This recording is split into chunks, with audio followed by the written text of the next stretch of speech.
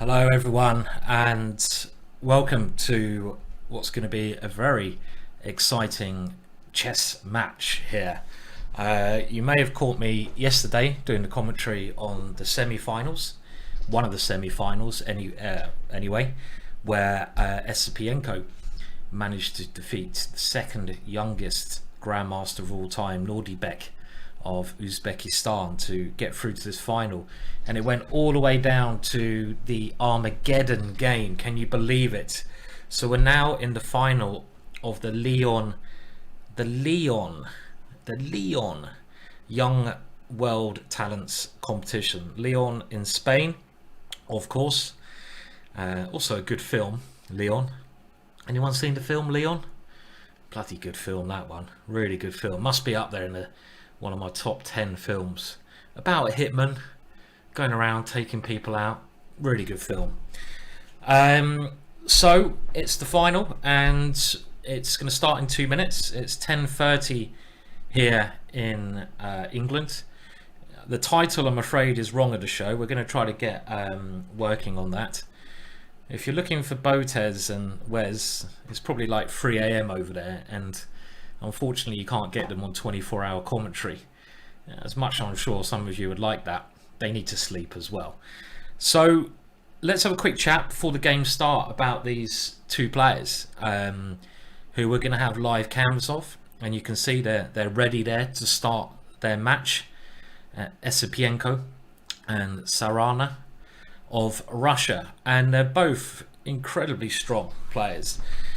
This competition is all about some of the most talented juniors or young players in the world, and it's come down to all Russian final.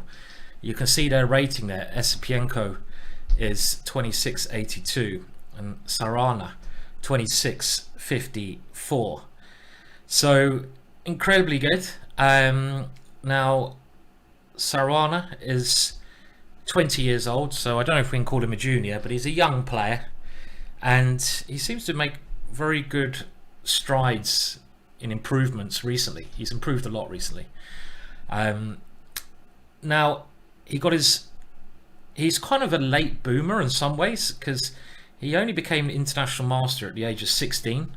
You could say that's a late boomer, and a grandmaster at the age of 18. So, you know, that's quite late for a lot of people, but he's now 2 years on past that, and his rating is 2654. And he's just sort of on this steep improvement graph. He hasn't really stopped improving. A lot of people stop improving at a certain level. And he beat Nihal Sarin of India to get to this position, which is a very, very good victory. So he's a really strong player. He plays a lot over in Russia and, of course, some other tournaments.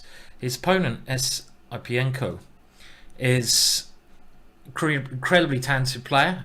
He's being tipped as one of the future champions. By the way, the games are going to start, so I think we better get ready for that. He's World Under 16 chess champion, and he got through yesterday with some fantastic play.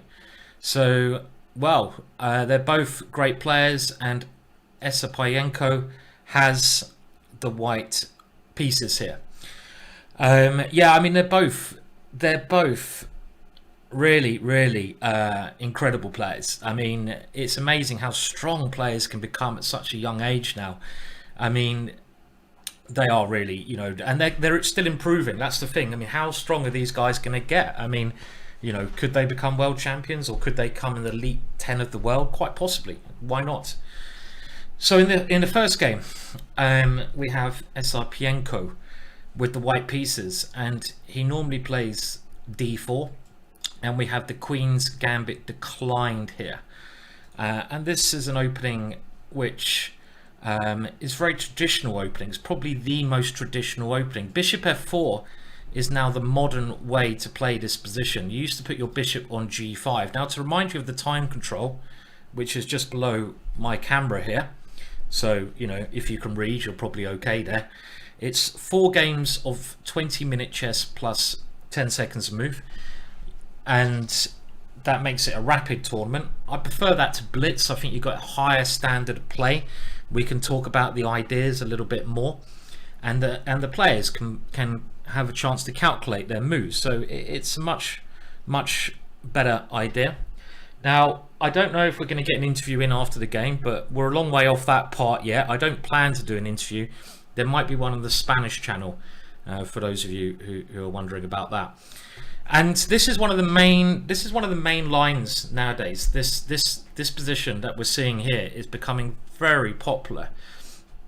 Now, I will quickly talk a bit about this because I play this opening with white as well. So let me just do the opening run up so you know what's going on. Now, they're not streaming, I'm streaming, in case you didn't notice. I am keeping an eye on the chat on twitch.tv chess, so you know, hello.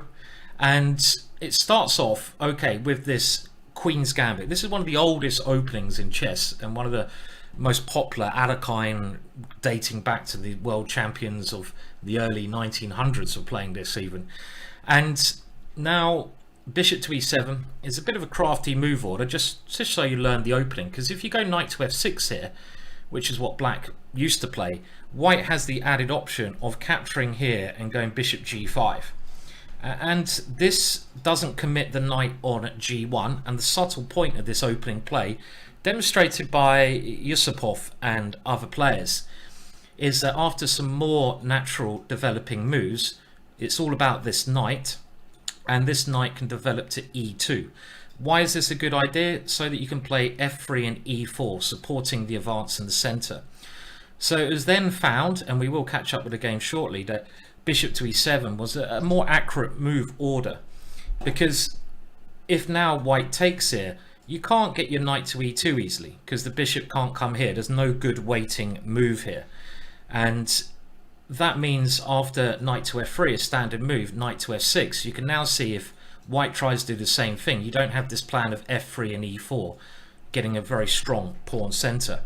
So instead of that, bishop f4 is now the modern line. Now, going back 100 years, the more traditional line is bishop to g5. Yeah, this is the final of the Lyon Young Masters competition, if you're wondering what it is. And the winner of this goes through to play next year in the main event, which is a really big thing. This is the old main line, but nowadays, probably since last 20 years, and Kasparov actually did a DVD on ChessBase with this move, this has become more popular, and this is nearly always seen in this variation at top level now. And after castles, e3, now knight bd7 is again the main move. Now, just to let you know, you can get a variation where you push Harry here, and the Harry variation is c5, and this used to be the main line. I'm just giving you a little opening lesson how theory develops. We'll catch up with the game very shortly.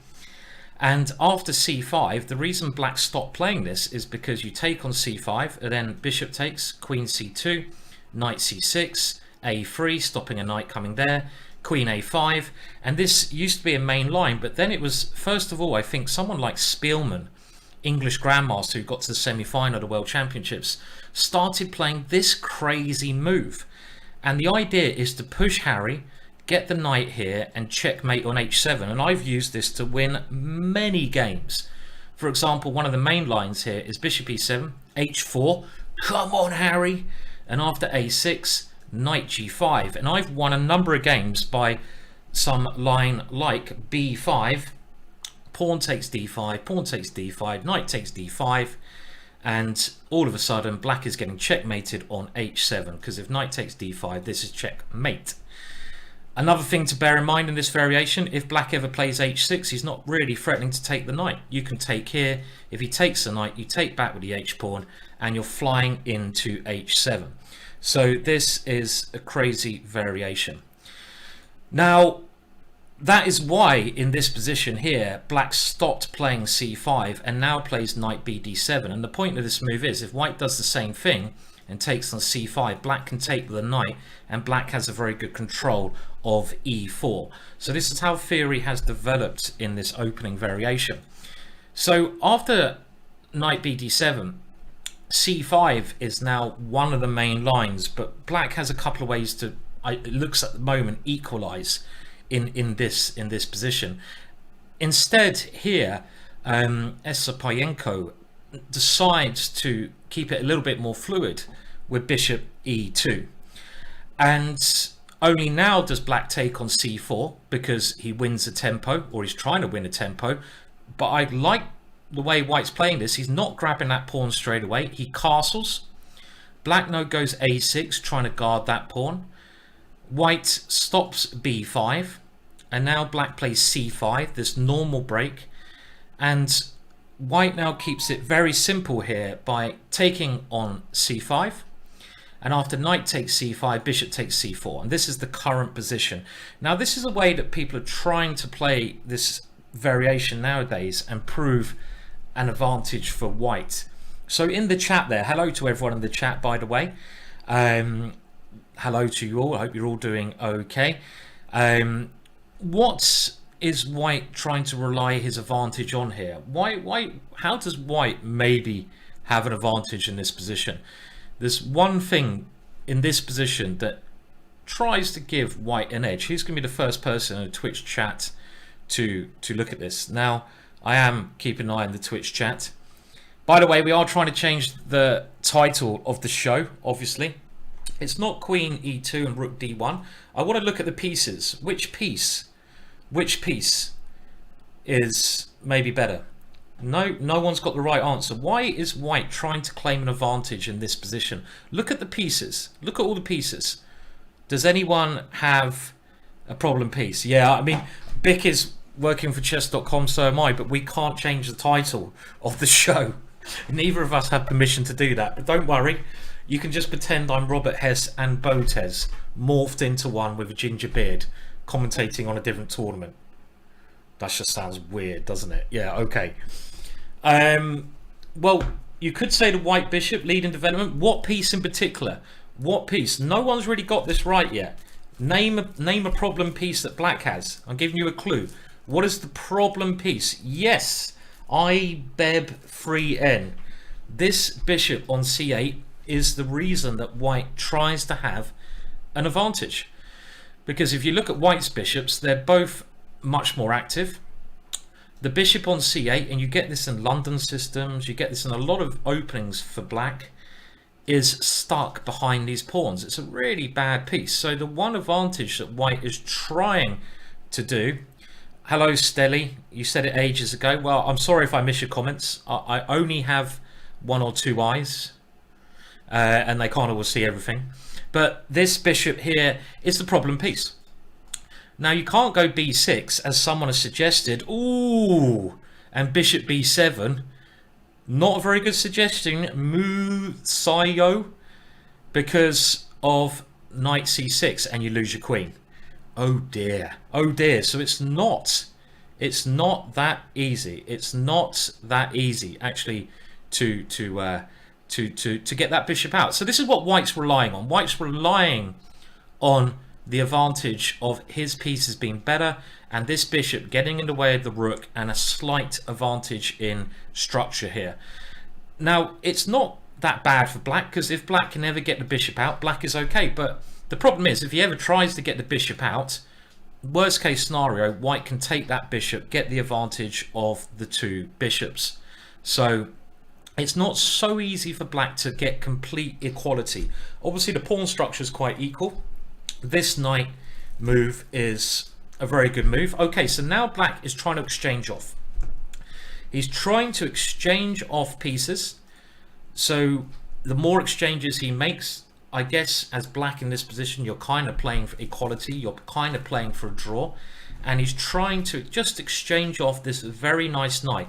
If you can exchange off this knight, his bishop will try to get to c6. If you put the bishop on c6 in a lot of positions, then black is at least equal. You could even say that a4 is a little weakness for white, because black has the b4 square. Black's queen can maybe come into this square, attacking some things.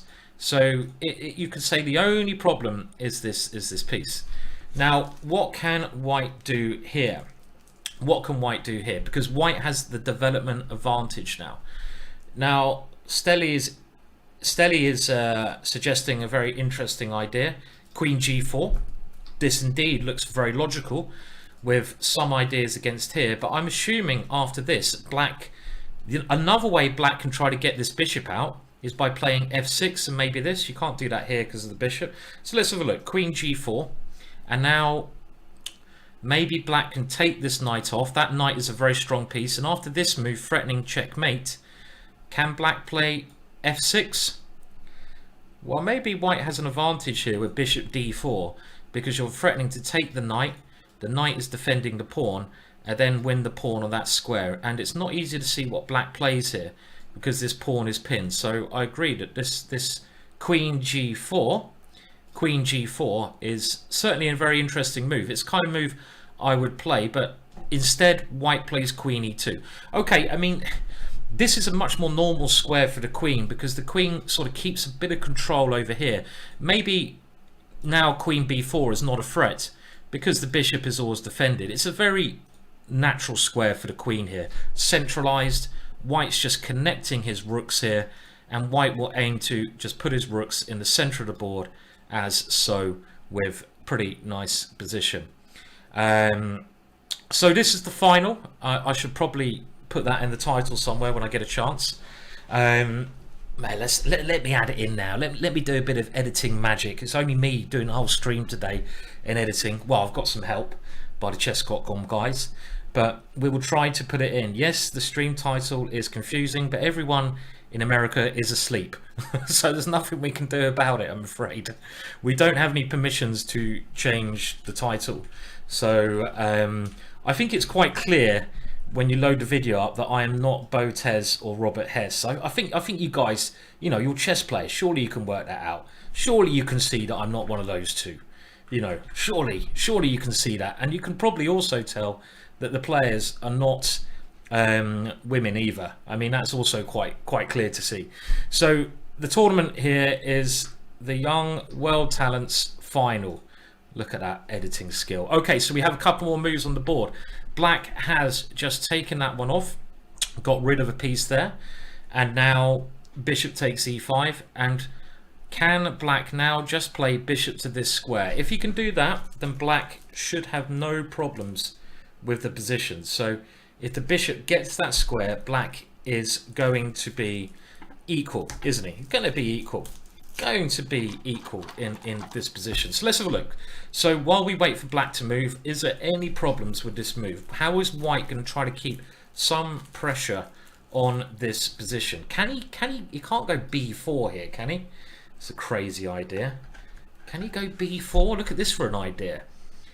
Okay, how about b4? This is interesting. And now if queen takes b4, the queen wants to retreat. And what if I go a5 now? It's just an idea. My idea is to go rook here next move, and the black queen is trapped. So if black plays bishop c6, then he will probably be losing after rook b1. That black queen is trapped now. It's trapped. I'm sorry, I need my coffee hits. So if I have the odd swig now and again, I'm just getting my caffeine in, so my energy levels are high. It's a lot of commentary today for one mere man, but I'll do my best. And this move traps the queen. So this is an interesting idea. I mean, I don't know if it works. You have to take it, and now a5, and the only move here that black might be able to, actually maybe it does work. What does black do here? I don't see how black gets out of the way. Well, you say move the knight. I think you have to be a little bit more specific than that. What are you going to do? Move it to d3? Okay, thank you. Thanks very much. I'll take that one. Cheers. Thank you. There's only one square you can move the knight to, and that's also a terrible square because I just moved one of my rooks to b1 again. And okay, I might not win the queen here, but winning the knight is not so shabby either. So I think that is also good. So maybe as Shaking Saya, sorry if I pronounce your names wrong. Pronunciation is my biggest weakness. Being dyslexic, it doesn't help. And bishop b5 might be the only way to play this one. So, but this is, I mean, worst case scenario here as white, I can get my pawn back and have the two bishops by just doing. Oh no, I can't because you're taking on a5. So there's quite a lot to think about here. Let's just go back and see if any moves are being played. Okay, so black did not play the bishop to this square. He played rook to d8. And now that the rook has moved here, quite interesting moves this again. Why not b4 here? Could he have played b4? Isn't b4 even stronger now? What about b4 now? He didn't play b4, but I'm just wondering after queen takes a5 why he didn't play this, because now black no longer has bishop to this square. So how do you stop rook b1? What am I missing? Is it because you can go knight d7 now? Is this the difference? But this is very passive for black. Maybe this is okay because the queen is coming here. I don't know. It's a very complicated position. Let's keep up with the game. It was an interesting idea that. And now he goes for this idea that you mentioned in the chat, queen g4. And I guess what white is saying is that he rather the rook is here away from the defense of the king than it is on f8. f6 played. Now the bishop I thought maybe could come to d4 here to attack the knight, but it simply comes back to g3 and now king to h8. And my basic thoughts about this position is that if white does not have a good move now, black is ready to play e5, and then all of a sudden this bishop comes to life. This is the other idea I was going to say, how you get the bishop out. One idea is to put it on c6, and the other idea is to play e5 and to attack the queen like this. So I'm wondering how white plays this position, because this move seems to be okay for black here. If black can play e5 and then maybe just put the bishop on e6, you know, just start swapping off some pieces. I don't think rook d1 really helps. I don't see why this helps. This is the kind of, I mean, it's not a bad move, but it's not a great move either, because I just go e5. I mean, yeah, you put your rook on an open file, but it doesn't stop the plan. So is there something better that white can do? I mean, I really want to do something about this. What about like f4? If I was white here, I would certainly consider playing f4. And the possibility here is if e5, now I go f5. This is my idea. I'm trying to play against this bishop and stop the bishop coming out. Hello Blair in the chat. Did the computer suggest my move b4? Am I not a washed up GM yet? It's good to show these youngsters a trick or two. You know, flicking the b4 idea. I'm not using the computer myself to analyze here. That'd be far too complicated. This is an interesting idea. f4 to try and stop the development of this bishop, and also this is a very dangerous attacking position. One way you can try to win this one is to swing the rook down to h7. Can you imagine that? King takes and then queen h5 checkmate. I've won a lot of games like that. So let's have a look. What's he going to play? He didn't play this. Instead he goes to rook to b1.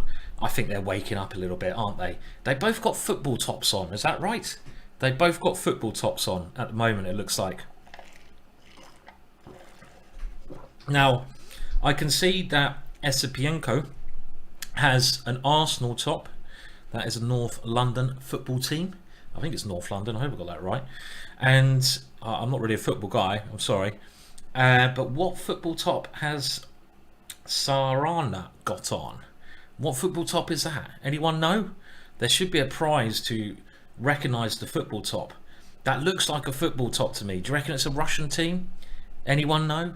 They're both supporting their football teams here. Interesting. Okay, so this is an interesting move because of course now b4 is coming.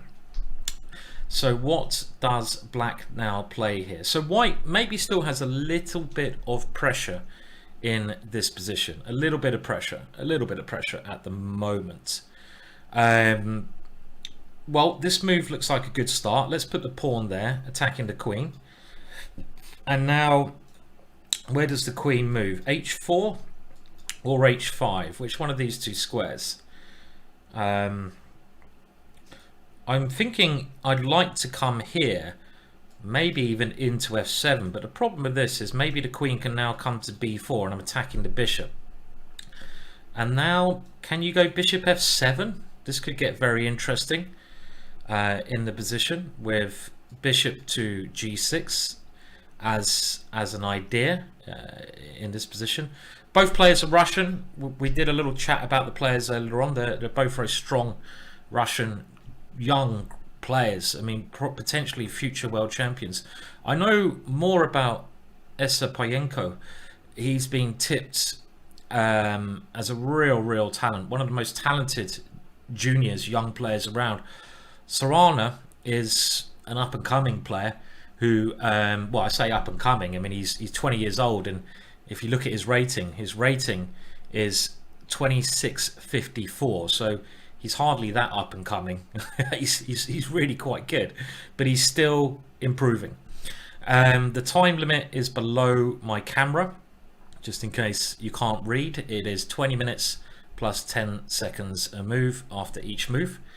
And now black is thinking what to do after this idea, rook b1, just trying to go b4. And they both have about 11 minutes left. Now their ages, Sarana is 20 years old, so the player at the bottom with the black pieces, 20 years old, and Esipenko is 18 years old. So they're sort of at the end of their junior life. Okay, so this is a very natural move, isn't it? Put the queen here first, because now you're stopping the queen coming to h5. So this idea of playing e5 is a real possibility, and this certainly looks like one of the better moves, trying to stop a pawn coming to, you know, trying to take advantage of this b4 square, this b4 square. So what can be played now? Bishop e6 does not work. You're trying to use this for two reasons: either queen takes queen and I'm going to win a piece, or knight takes queen and I'm going to win a piece. So you can't, these guys don't blunder that easily. I mean, that's the kind of blunder that I would do. They don't just drop pawns like that. No. These guys are too good to do that. I say that and they're probably going to drop a pawn next move. So we will see. What do we play here then for white? My first thought is, can we play knight a2? Because this queen is really annoying. So this is my first thought. And now after queen takes a4, do we have a good move here?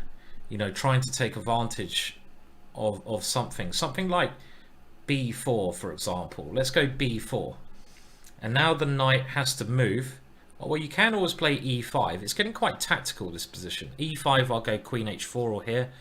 So maybe you go e5 and knight e6. This might be best. Let's try this one now. Counter-attack on the queen in this position. And where does the queen go? One of these two squares. I'm not sure which is the correct one. I'll put it on h4 for now. And I think at some point this knight has to move. And it doesn't have many squares. That's why I'm going for this pawn sacrifice. And maybe somewhere like here. But now the pieces are still a bit funny. And do I have an idea of bringing the knight into this square, claiming compensation? I don't think so. I don't think white has enough compensation. The black queen can come back here. Black is quite solid in this position. So I don't think this is enough compensation here for white, for the pawn, unless I'm missing some tactic here. It's the kind of thing you would have to analyze, and you'd want to analyze as white, because of course if this works it keeps an advantage, keeps the pressure on. But I don't know what white can play here, so I can't see any possibility here for white. I mean, you know, I'm trying to make this move work, attacking the queen, but the queen just comes all the way back. And I can come in here claiming a little bit of compensation because you have some holes like this hole, but I don't think it's enough. I mean, I think black should be okay here. Because this bishop, the problem of putting the bishop on g3 in these variations, if we go back, the problem with putting the bishop here is that when black plays e5, it's white who has the bad piece. And I've fallen for this kind of positional idea as well. So in that last variation, I mean, let's just put another variation on the board. Let's say, I don't know, I play a move just like h3. You play e5, your bishop comes out, I have to move my queen. I move it here because I need to defend that one. And now, if you compare the pieces, well, this bishop here is actually a really bad piece because it's stuck behind these 3 pawns. Yes, white has this nice bishop on c4, but black can easily get rid of that, something like bishop e6, and all of a sudden, positionally, you know, if you start exchanging pieces as white here, white is just worse, because this kind of ending is worse because your bishop is absolutely useless here. You know, you can't use this piece, and black's bishop is active, the knight is active, and the rook is also good even in this one. So you have to be a little bit careful positionally, Esipenko, that he doesn't allow this bishop to become a useless piece. That's why as white here, I'm trying to provoke some tactics. Now the other idea is this move. What about I go here first and then knight a2? This is a much better way of playing. The other idea, there is one more idea if we're thinking positionally. The other idea is to go bishop c7, because if I go bishop c7, you play e5, we can see the difference. My bishop is now in a better square. I go queen h4, and now black has to make a decision whether to attack the bishop or come into the 7th rank. But now my bishop's a lot better, and it even takes away some of the queen escape squares. Am I threatening knight here? No, I'm not. So let's say rook to d7. This may look very strong. Oh, I'm trapping the queen. Yeah. But then he just goes, no, you're not trapping the queen. Tactics. Look at all these tactics. Lots of tactics in this position. And all of a sudden, I can't take the rook back because I lose my queen. So after rook d7, I want to try and trap the queen somehow. Can I do it again with this move? I don't think so. You've always got queen here. I don't see how I'm going to trap that queen in this position. And my bishop is actually now trapped. So you can see a lot of little tactics here. A lot of little tactics. Very, very interesting position.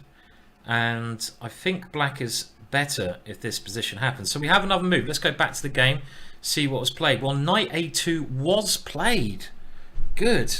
Good to know that I've still got it, guys. I'm still getting the moves. Because I think white has to try and do something, because if white doesn't do something, then he's going to get in trouble. So let's have a look. So it went the way we looked at. Queen takes a4, b4, and now I thought e5 was playable, but is there something else that can be played here? Because if you don't go e5, your knight has no real good squares. You can come to d3, but then you're going to lose the e6 pawn, worst case scenario. I mean, I can win this pawn, yeah? So I want to play in the current position with the black pieces. I want to play this move, gain a tempo here. So what's white's idea now? Well, maybe this is a better square. This is a more aggressive square, because in a lot of positions here, we can try to move the bishop into g6. For example, this kind of idea. So this is a much more aggressive square, and the other idea is if you go g6 yourself, what I'm trying to do, often making pawn moves in front of your king, so black making this move g6 in front of your king, you could say that making pawn moves in front of your king weakens your king. It weakens squares around your king. So I could try to claim that after queen h6, black has weakened his king, but I don't think it's a real problem, because black even has maybe something like this. This is getting very interesting now. And now queen h4, and now I gain a tempo on the pawn. And you can see now how inducing this pawn move has maybe weakened the king position. So it's a very interesting position so far. Let's keep up with the game though. I'm just showing you some ideas that they might be thinking, but we have some more moves. Now e5. Okay, so white goes for a totally different plan, a move I did not expect. I thought he'd keep the queen somewhere near the black king, but he drops it back simply to f3. I suppose the idea of this one is to keep pressure against the pawn on b7. So if the bishop moves at the wrong time, we can take on b7. Black has moved his knight back to e6, as we said, and we had a position similar to this, but I was struggling to find the correct move for white when I looked at this earlier. We were having a look at maybe bring the knight into d5 in this structure. Now black is a pawn up. let's not forget this. Black is a pawn up, and he's just played h4. Whoa! Come on, let me hear you now. Let me hear you now. Harry, Harry, Harry, Harry. Can I, I'm just trying to find the Harry emote. I'm trying to find the Harry emote. Is it there? Is it there? Yeah, there we go. I had to post that into the Twitch chat there. That is the h4.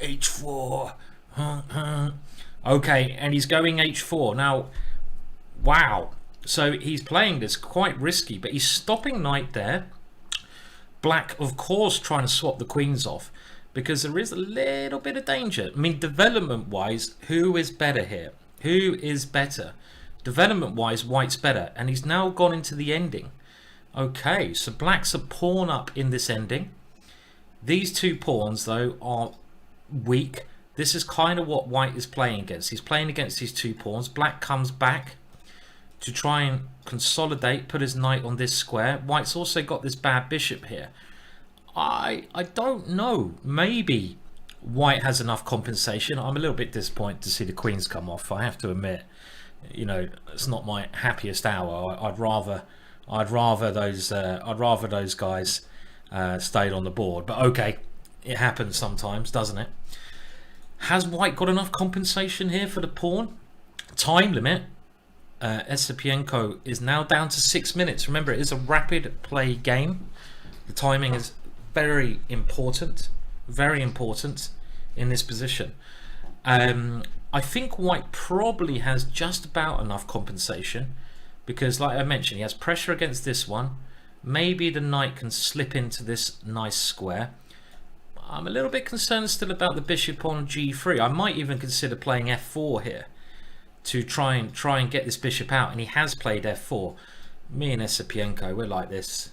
We're going to lose this game together with our ideas, and this is just a way to try and get your pieces out. I mean, I don't think it's too bad for White, but I don't feel that White should be better. Maybe I'm wrong. I don't know. This is a hard one to assess. Does White have enough compensation for the pawn? So he's got his bishop in the game now, but by doing this, he has weakened his own pawn structure. The pawn on e3 is now weak. Black is a pawn up. Now, you know, basically, in this mini match, it's 4 games of rapid chess, and 4 games of rapid chess.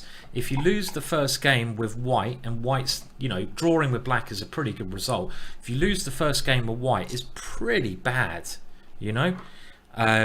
It's quite hard to come back from that sometimes. So Esipenko is taking quite a lot of risk by sacrificing the pawn there. Brave play. Now let's consider what Black can do. So there is a threat to the knight, so you can't play the bishop here because you're just losing. Bishop takes c7, and now White should be winning this position. I've just won a piece. So you need to always look at your opponent's last move. The biggest mistake that beginners make is not looking at their opponent's moves. It's so obvious. You know, let's imagine you're going for a walk, you know, and you're going for a walk down the road or something. You live in, I don't know, London or New York, and you're going for a walk down the road. You'd look at the cars, wouldn't you? You know, if you're crossing the road, you wouldn't cross the road like this. You know, I mean, you wouldn't. Well, if you did, you wouldn't last for long. You'd cross the road and you'd look for the cars. It's what you got to do in chess. You know, don't cross the road blindfolded. You're not going to last long. You know, there comes that taxi taking you down, and it's not a pleasant sight, is it? So, you know, you've got to keep your eyes open and look at your opponent's last move. And this is the last move, and it's the first thing that beginners should learn. You know, look at your opponent's last move and see what their idea is. You know, and try to work out what your opponent's trying to do. Beginners, they just don't do this. Okay, so now we have knight here, and this is interesting because Black is offering a pawn back, I think. For example, now if I take on b5, you take here, I can take here. Or maybe not, actually, because you can't take here because I will win your rook. But what you can now do is play bishop to f5, And this is a very, very useful move in the position. And the problem with this for white is you're defending the rook, you're attacking this one, and black is winning here. Black is winning. Black is winning in this position. So I'm starting to think, if you can't win this pawn, it's looking a little bit dodgy for Esipenko. His time, 4:47. This is the first game of 4, so there's always time to come back. Always time to come back, but this is now a really nice knight here, yeah? Black is gonna play bishop f5. Black is gonna complete his development. Black is a pawn up. Doesn't look great for white. I think this h4 move, am I gonna actually criticize h4? I don't think I've ever criticized h4 in my life. I think it's always a good move. But maybe in this position it's not. Can you believe it? So what does white play here? He's got to do something, and he can't win the pawn here, as we've just shown, because bishop f5. The same tactic goes if you try to take with a knight here. I don't think anything changes because of bishop f5 attacking the rook. This looks the same.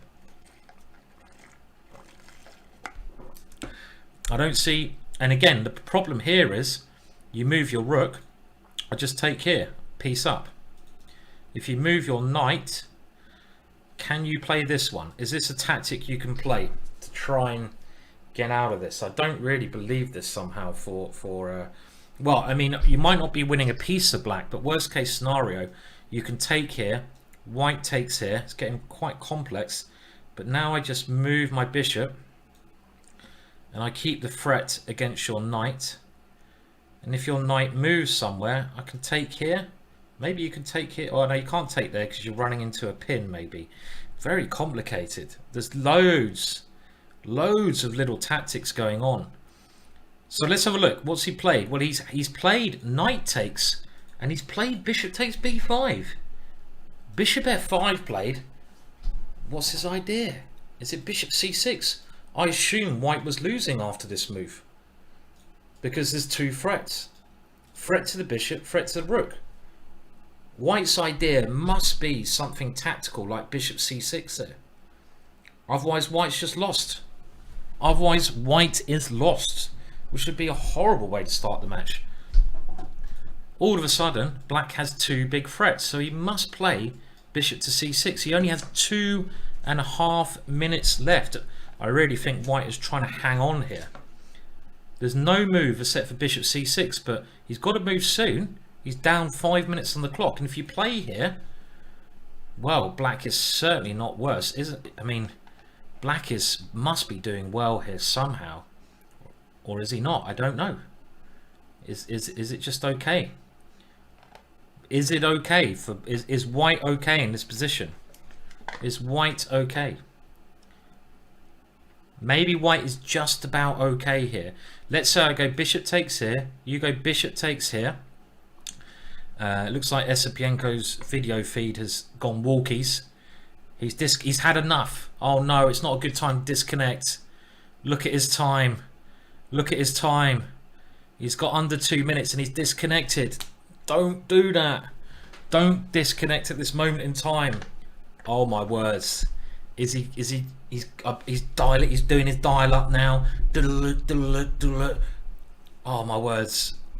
He's getting that internet back on. Mum, turn the router on. Mum, the router's not working. Plug it, take it out, plug it back in. I've got 1 minute before I lose. Oh dear. Oh dear. Get that router go. He's back. Oh, luckily the router just worked, but he's back. He's played bishop c6, but he lost. Look at his head. He's shaking his head there. That was not a good time for the router to go down. Oh dear. Mum, make sure you stop playing around with the router. I'm playing a chess match here. Don't you know this is a young world talents final? I need the internet. Oh dear. Okay, he's back on. He's back on. All good. All good. And now what does black play here? So I mean, black is in no danger of losing this one. For example, black can take here. We were looking at this line, take here, and if I take here, white takes here, this looks pretty even to me. I don't think this is just even, so it could end up in a draw. But what I'm thinking about as black is take here, and now move my bishop.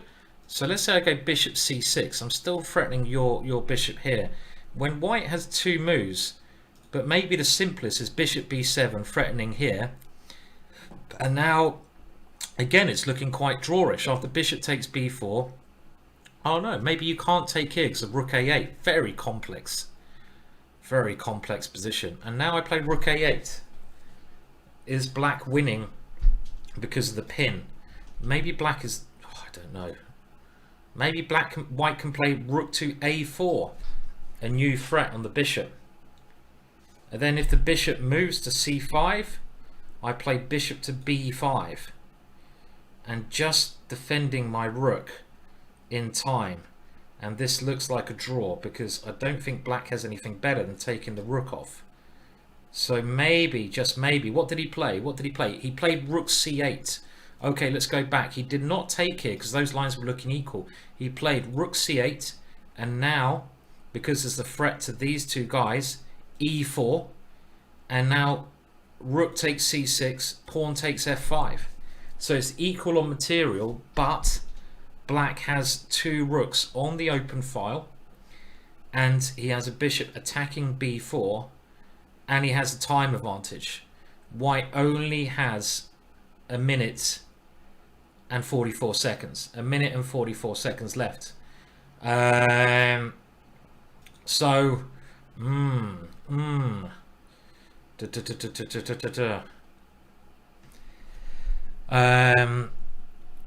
so, oh, have I got, okay, yeah, I've got the videos the wrong way. Oh yeah, right, you're right. Okay, thanks for shouting. Cogger's got it.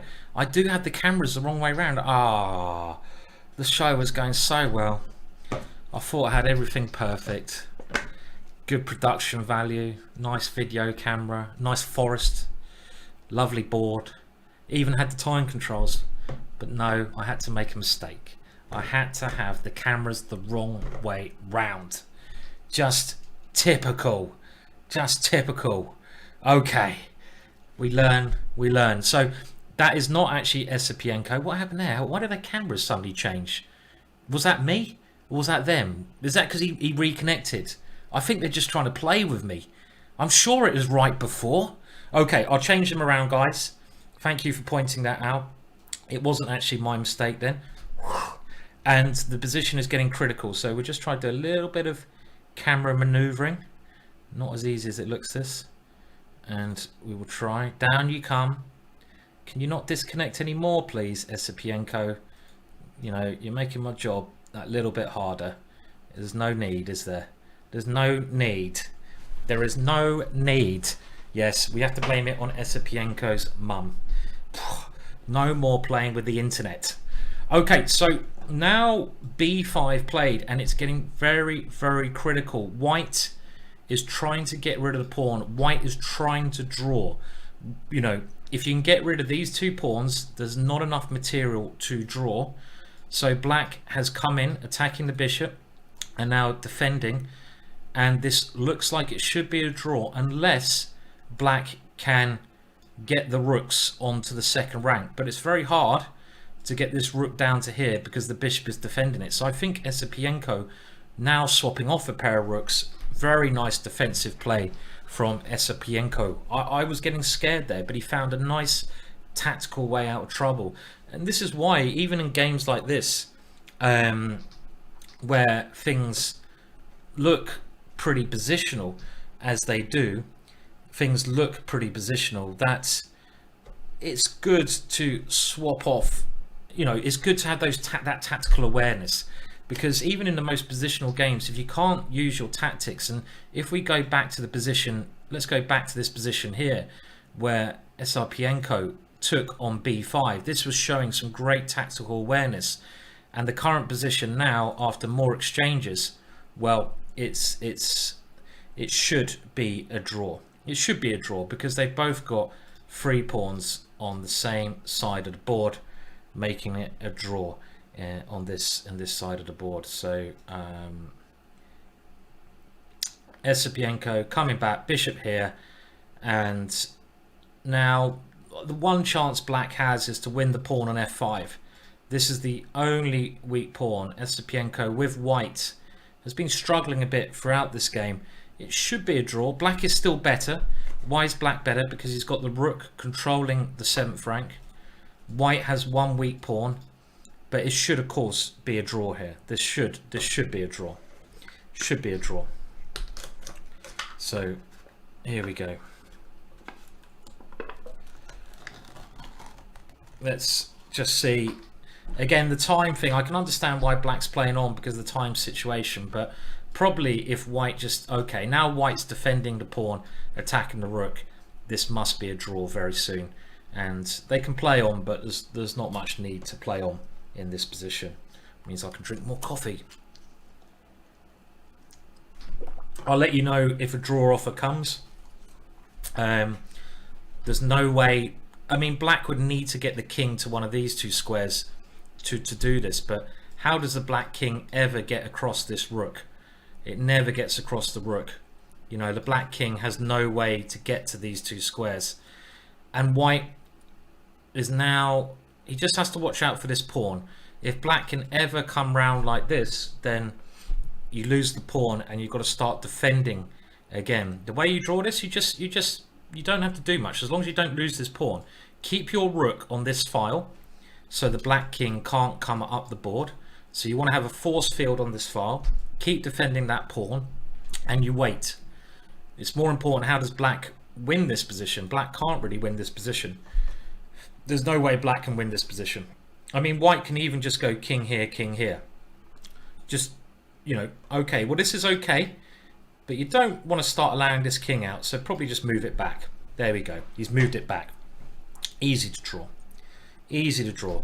Maybe, I'll tell you what, maybe Sarana is waiting for another disconnection. Maybe he saw that disconnection. He thought, well, if I play on, there is a chance that Esipenko is going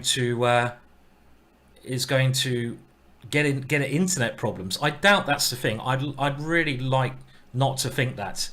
I really like to not think he's waiting, because they should really agree a draw here, I feel. I mean, there's nothing that can be done.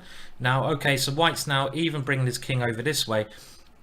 You know, I would probably even go rook here, and don't go rook d2 now, as long as you don't blunder.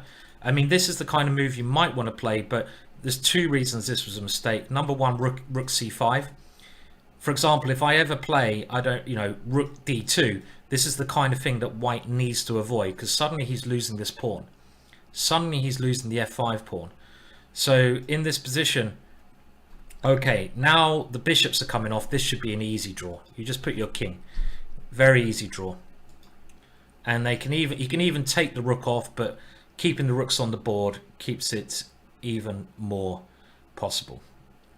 Even more possible to draw this. So not much to report here. You can just keep checking the king, and they're going to agree a draw now, definitely. So okay, so the first game, it is a draw, and you can see I will be updating the scores as we go. I'm going to be taking a little bit of a break in between each round. Only a couple of minutes break, so don't go anywhere. The games are pretty much one after another in today's event, so if you go away too long, then you'll miss all the action. But I'm going to have a break. I'm going to get myself another coffee. Solid, good draw there. It actually looked that Sarana had the pressure. He had quite a lot of pressure, Sarana, with the black pieces. But Esipenko very cleverly, and this was really clever. This shows you the key moment, I feel, was around about here, where white is under a lot of pressure being a pawn down, and it looks very dangerous to grab this pawn, but white grabs the pawn, and after bishop here, which I thought was losing, he showed that he can see a little bit further, and often to be a top chess player you have to see that little bit further, and after bishop c6 the game ended in a draw. Good game to start us off. So I'll be back again soon, and I'll just have a little break. See you all in a second or two.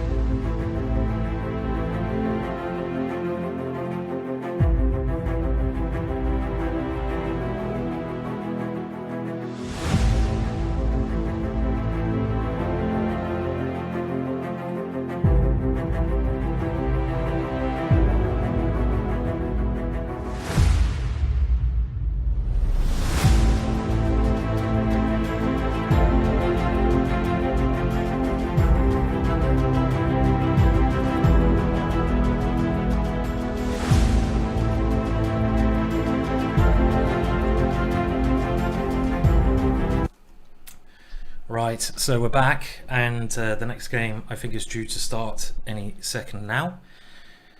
You can see they had a solid draw there in round one. Well, I say solid draw, it was a very interesting draw.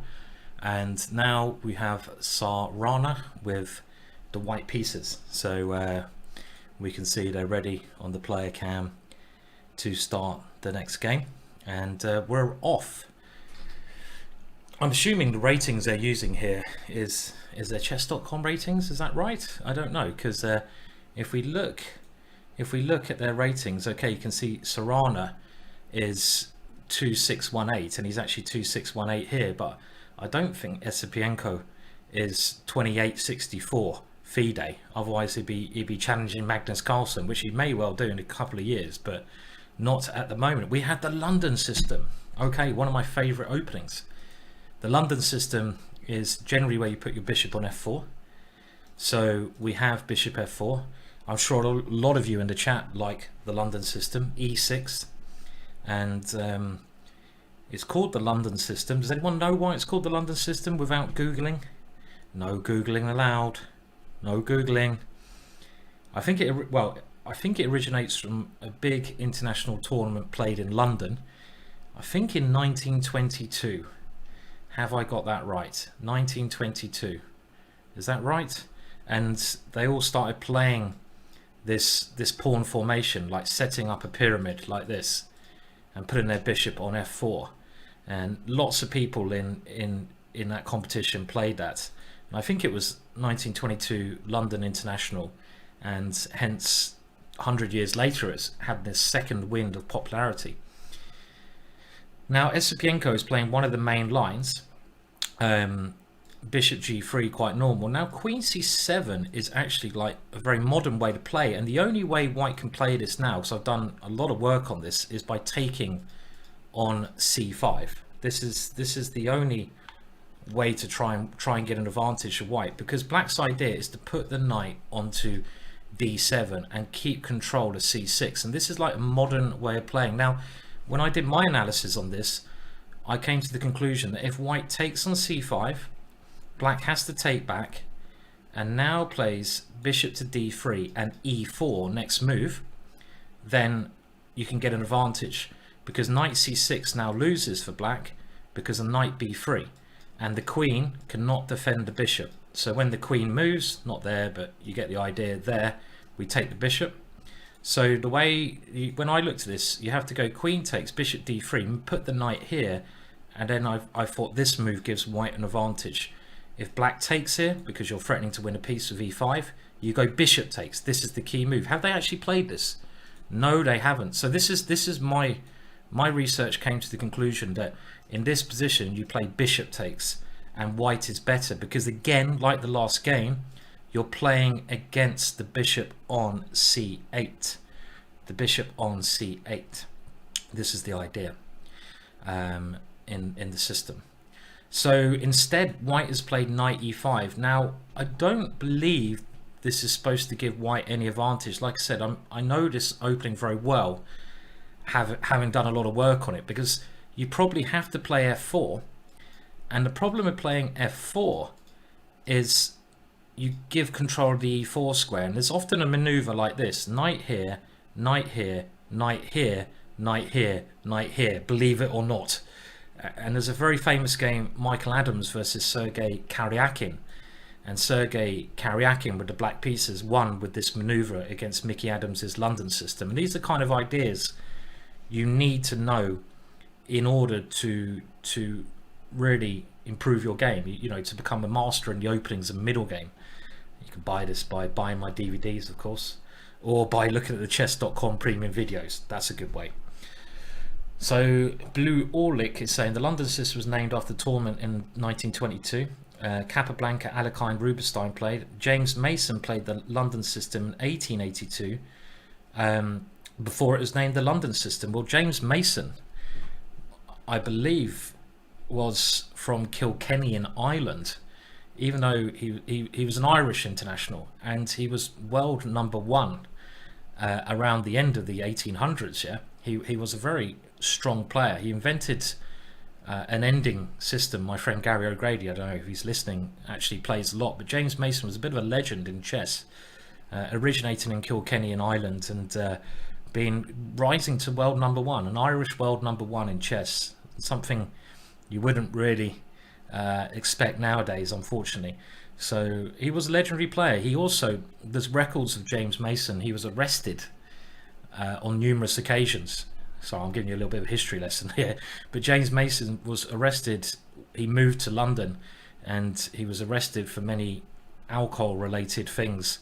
But he had a very interesting life, traveling the world, playing great chess, and really being a very exciting chess player. So there you go. Okay, so let's have a look at the way it went. So it went knight e5. Now, if I was black here, I would have been thinking about playing knight d7 to try and do something at knight. Now, I did say this knight maneuver is often played, but I don't want this knight to remain here. Instead, black plays with an idea of getting rid of white's best piece. White's best piece is the bishop on f1. This is white's best piece because his pawns are on dark squares, meaning that the light square bishop is very good, especially at sort of attacking h7. So he does go here, and now black is able to get rid of that bishop. White castles. This knight is out of play, so black brings the knight back into play to try and get rid of this one. And now rook e1. So this is quite a strange idea. Is the idea to capture, and play e4? This would be one way of playing. And it just depends in these positions if white can get a small edge or if it's completely equal. I would imagine this is looking pretty equal to me. I mean, you can either play, the two ways you either play f4 or you start making exchanges. So when I mean exchanges, you take here. Now you probably take here, and then you take here, and maybe queen takes. Then you play this move, but this looks dead equal to me. There's no way after all these exchanges that white can have much of an edge here. The only way is to get this file, but now black plays rook d8 first. So he has gone for this, he's taken it. Okay, slightly different. Black decides to take on g3, and now black takes on c6. This should be equal. This should be equal. Should be an equal position. And remember, if you're black, getting an equal position at this level is very good. These guys, you know, two of the best young players in the world. And I don't see why white should have any advantage. Again, if white wants to take and go e4, he can, but that would be very equal again. There's not really many plans that white has in such positions. I mean, you could try this idea. One crazy idea, he has played it, is to go g3, king g2, rook h1. But I'm not sure why the rook has gone to e1. I mean, okay, white's not worse here. White is not worse, but does white have any advantage? I don't think so. One of the reasons the London system is becoming very popular is because of Magnus Carlsen. Magnus Carlsen has started to play the London system. He's beating everyone in the London system. Hence why players like Sarana and other top players in the world are starting to take the London system more seriously. Probably the best ever player in the London system, or one of the guys with a lot of history apart from Magnus, is Gatakamsky. So if you want to learn more about the London system, have a look at the games of Gatakamsky. Now, what are both sides trying to do? Well, black, I think, is trying to consider the move e5 here. He wants to maybe play this move.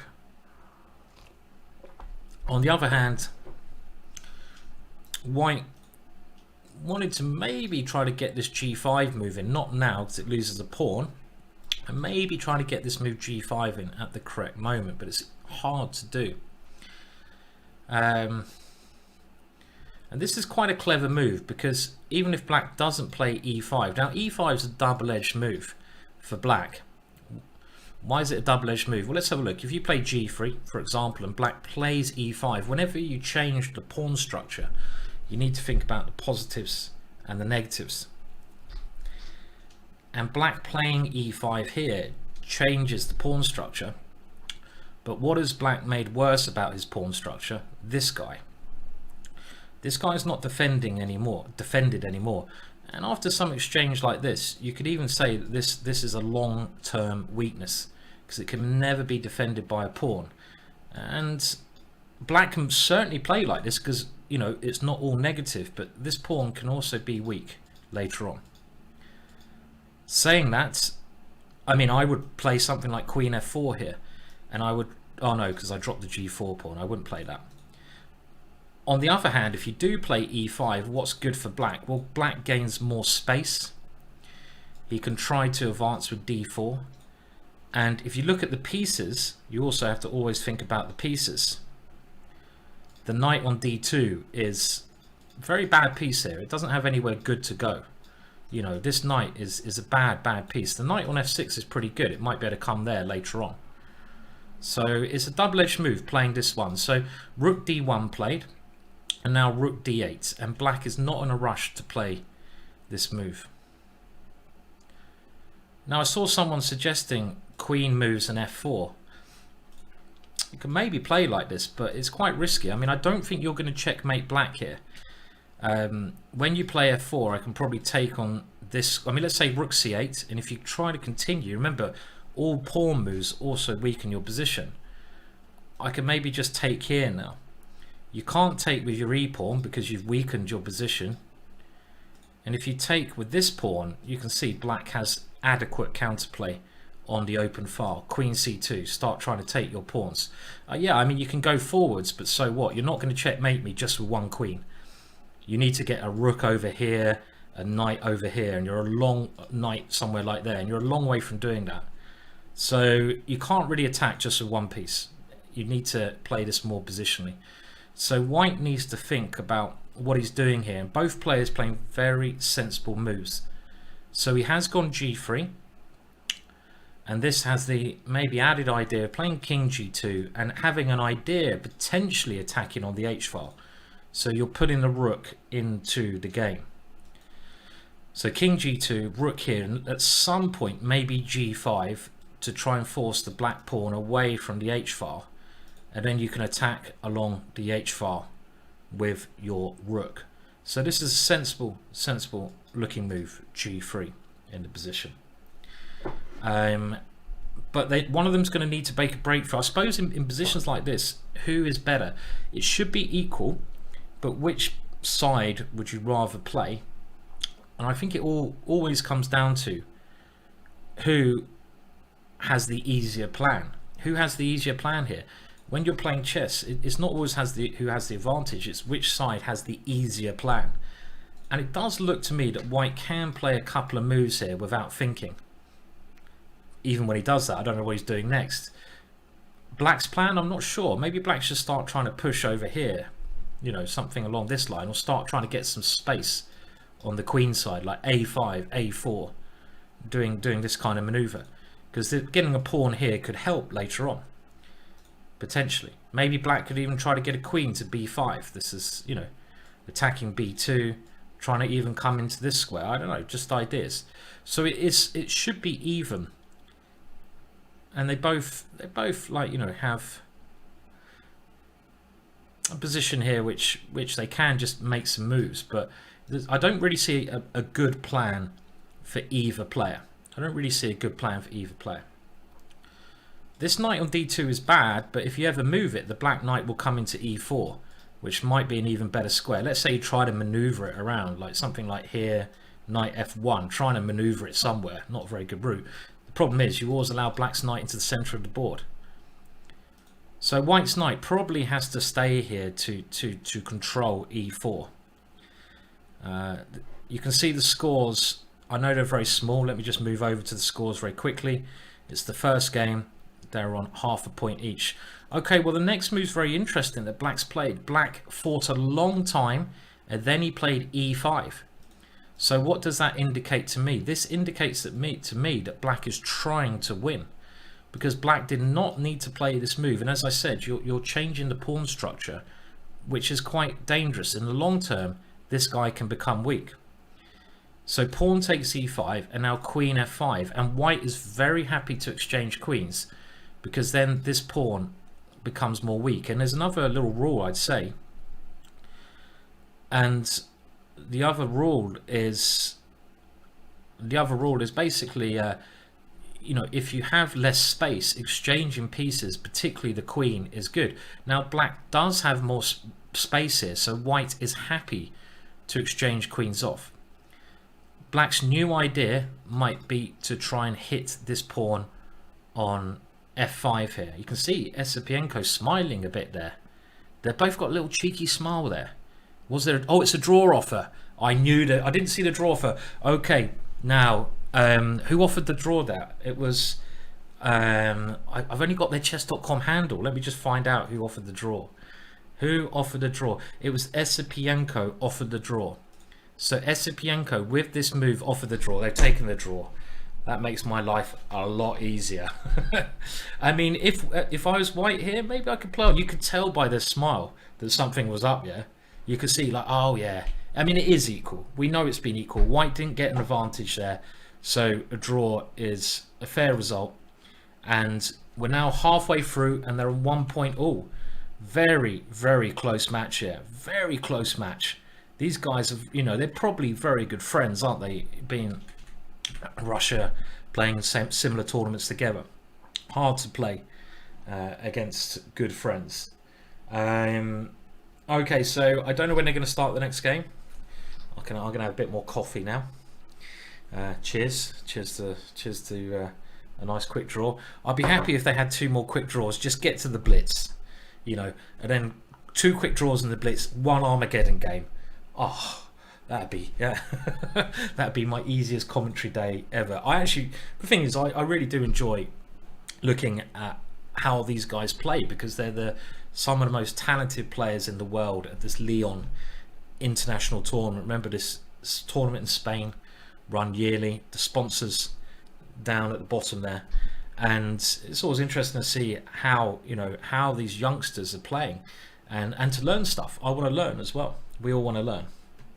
So next game is in 5 minutes, so I will take a short break and I'll be back again in no time whatsoever. And in the next game we're going to see a change of colours. So see you shortly.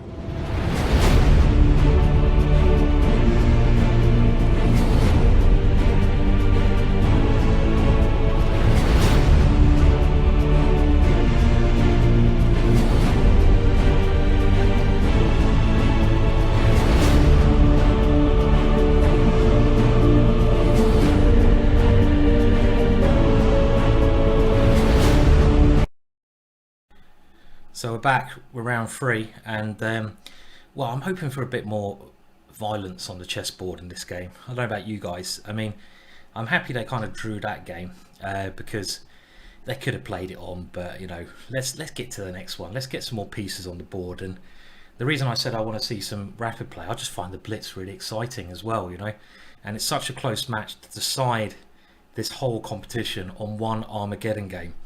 That is, you know, that's kind of like all the tension just builds up and you've got just one game of chess to decide it on. So it's that's why I sort of, you know, I want an Armageddon game. Anyone else want to see an Armageddon?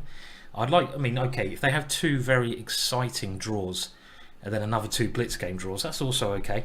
But I'm hoping we're going to see some tactical attacking chess. Will we get the same opening as we had in the first game now? You remember the first game? If you've been here from the start, then, well, you know, we might be expecting it. And that was that Queen's Gambit variation. They're due to start any second now, so we will be kicking off in a minute. Here we go. Let me just flip the board around. And, well, okay, Sarana is now playing knight to f6. Is he going to go e6 and d5 to get back into it? d5 would lead back into the Queen's Gambit. You can see a bit of a laugh there. A bit of a laugh. Okay, he's got a big smile on his face there. So he's offering, in this one, maybe a Nimzo Indian. Is he offering a Nimzo Indian? Because, well, he is. If you go knight c3 now, if you remember my analysis on the first game, d5 is now, it gives white more options because white can now take on d5. And if you were here for my commentary on the first game, go for a plan like this later on because he hasn't put his knight on f3. So they have gone for a Nimzo Indian. So it's good to see a different change of opening. The Nimzo Indian. Queen c2 is the main line, so you can take here with a queen. d5 taking the center. And now pawn takes d5, queen takes d5, e3. So this is all in the theory here. And the match is 1 point all. Very closely level players, these two. I mean, there's a lot of play left in this position. White's going to try to rely on his bigger center to try and exert himself on the position. Later on, he might try to use these pawns, but black can hit out often with the move c5. The other idea that white can play is to try and take over this open diagonal by playing b6 and bishop b7.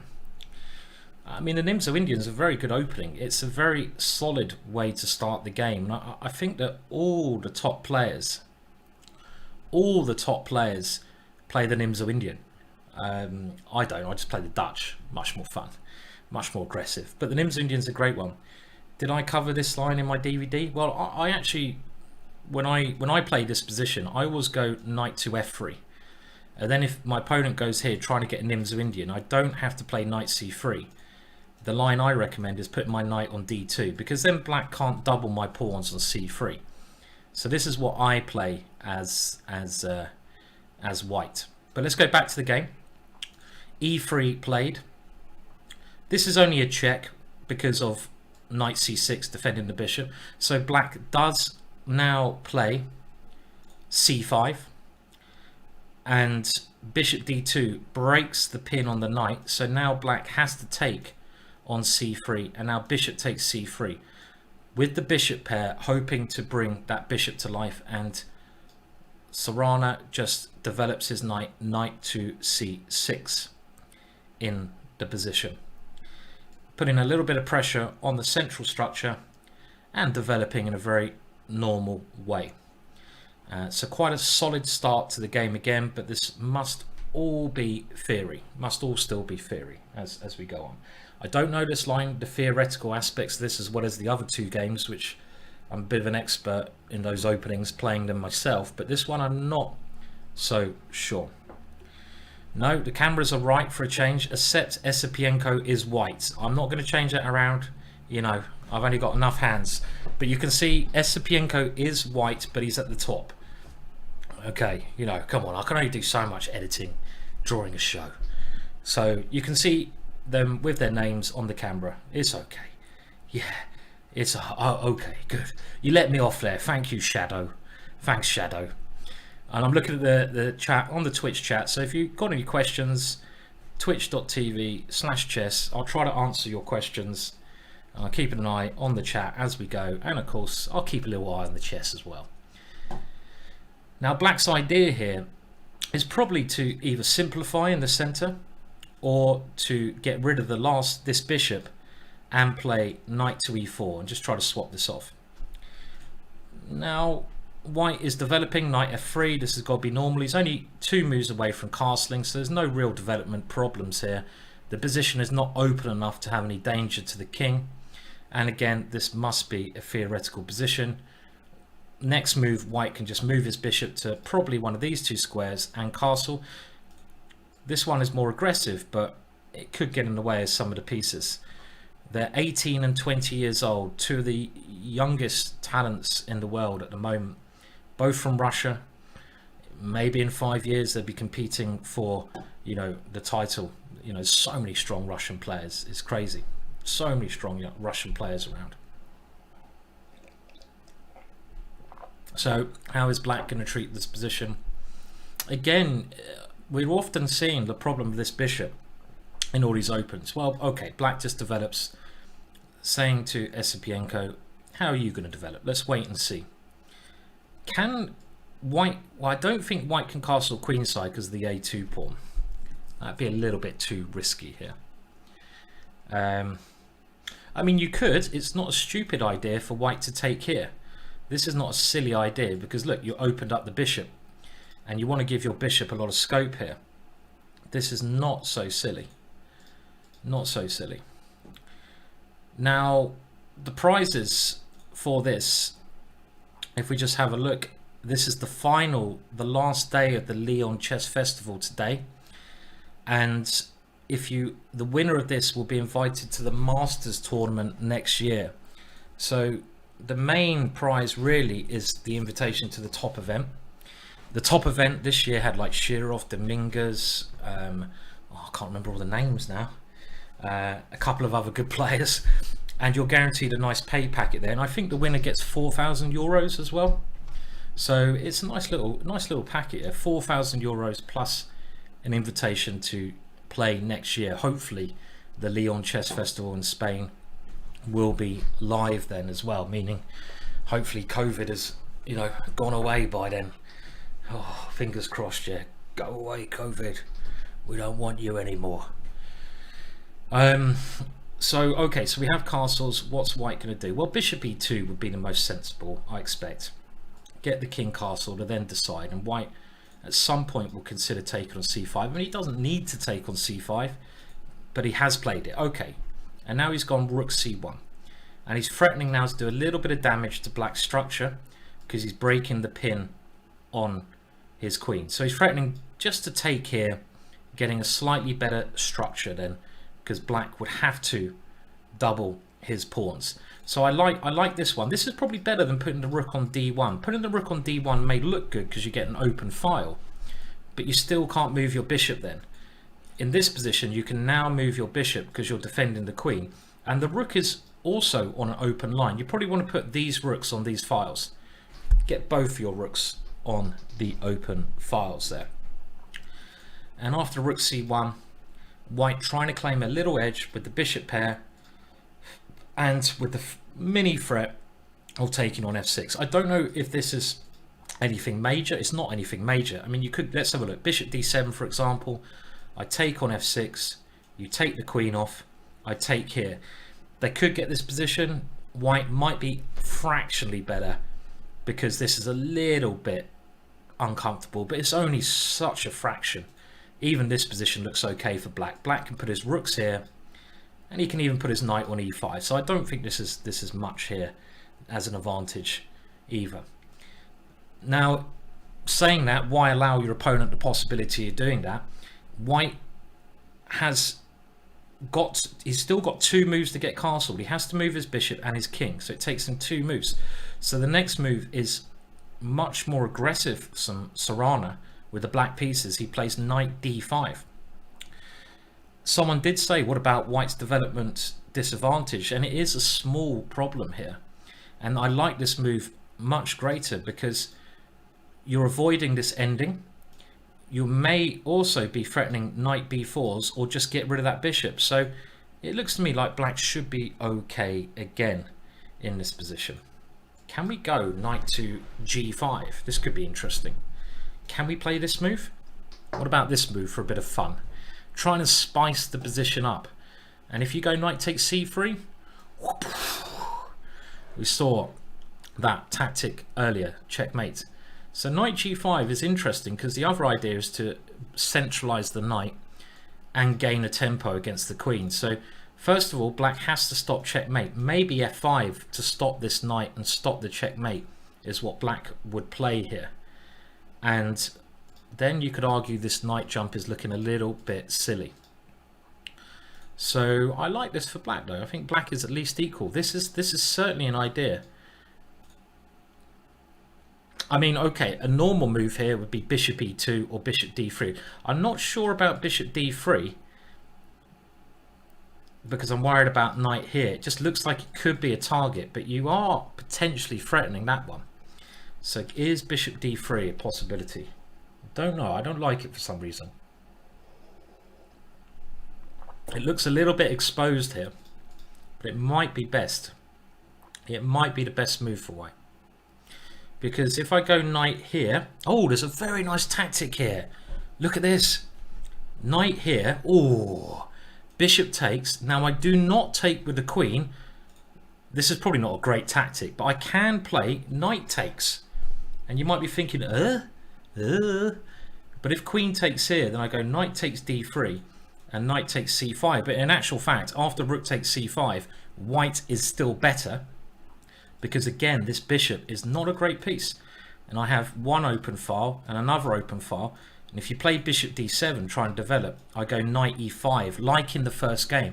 And this knight is just as good as the bishop here, because we can always swap it off. So that was a tactic that looked very clever, but probably was not very clever.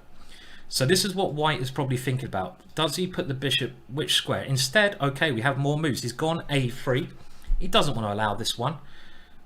Black has now just taken, and we have more exchanges, and now rook d8, and now bishop d3. Looks fairly even to me. Bishop d7, black equalizing in most of these games. I see that someone's pointing out in that last variation, well spotted, Uncle Mixa, that I would have lost the queen there. Yeah, you're right. Bishop takes h7. Very clever spot there. Very clever spot. That was a good little spot. Bishop h7 was good there. It was a silly idea anyway, but it was worth considering. And this position must be even. I mean, are they going to have another quick draw here? I don't see why white should be any better. I mean, this bishop at the moment, slightly worse, but black has no weaknesses in his position. All the black's pawns are solid. Black can even put his bishop on e8 to open up this one, and I don't see why there should be an advantage here for white. This knight could even try to come to d5 maybe, and because I want to move that so the bishop can also move. Okay, I'm just thinking now, if you do move that one, then I allow knight to e5. So rook c1 does white have a small edge here? Very small, I'm thinking, like tiny edge, because he has a little bit more space, If you ever move the knight, like I suggested, the knight comes here. Okay, black just centralizing his king. I don't think it can be much, no? Can't be much of an advantage, no? Looks like they're so evenly matched, these two, aren't they? They're so evenly matched.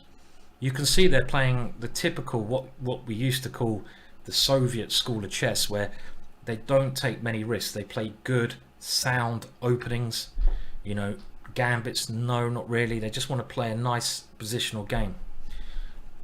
I think white will probably play on here a little bit. I mean, I would be thinking about trying b4, b5, and then some knight move.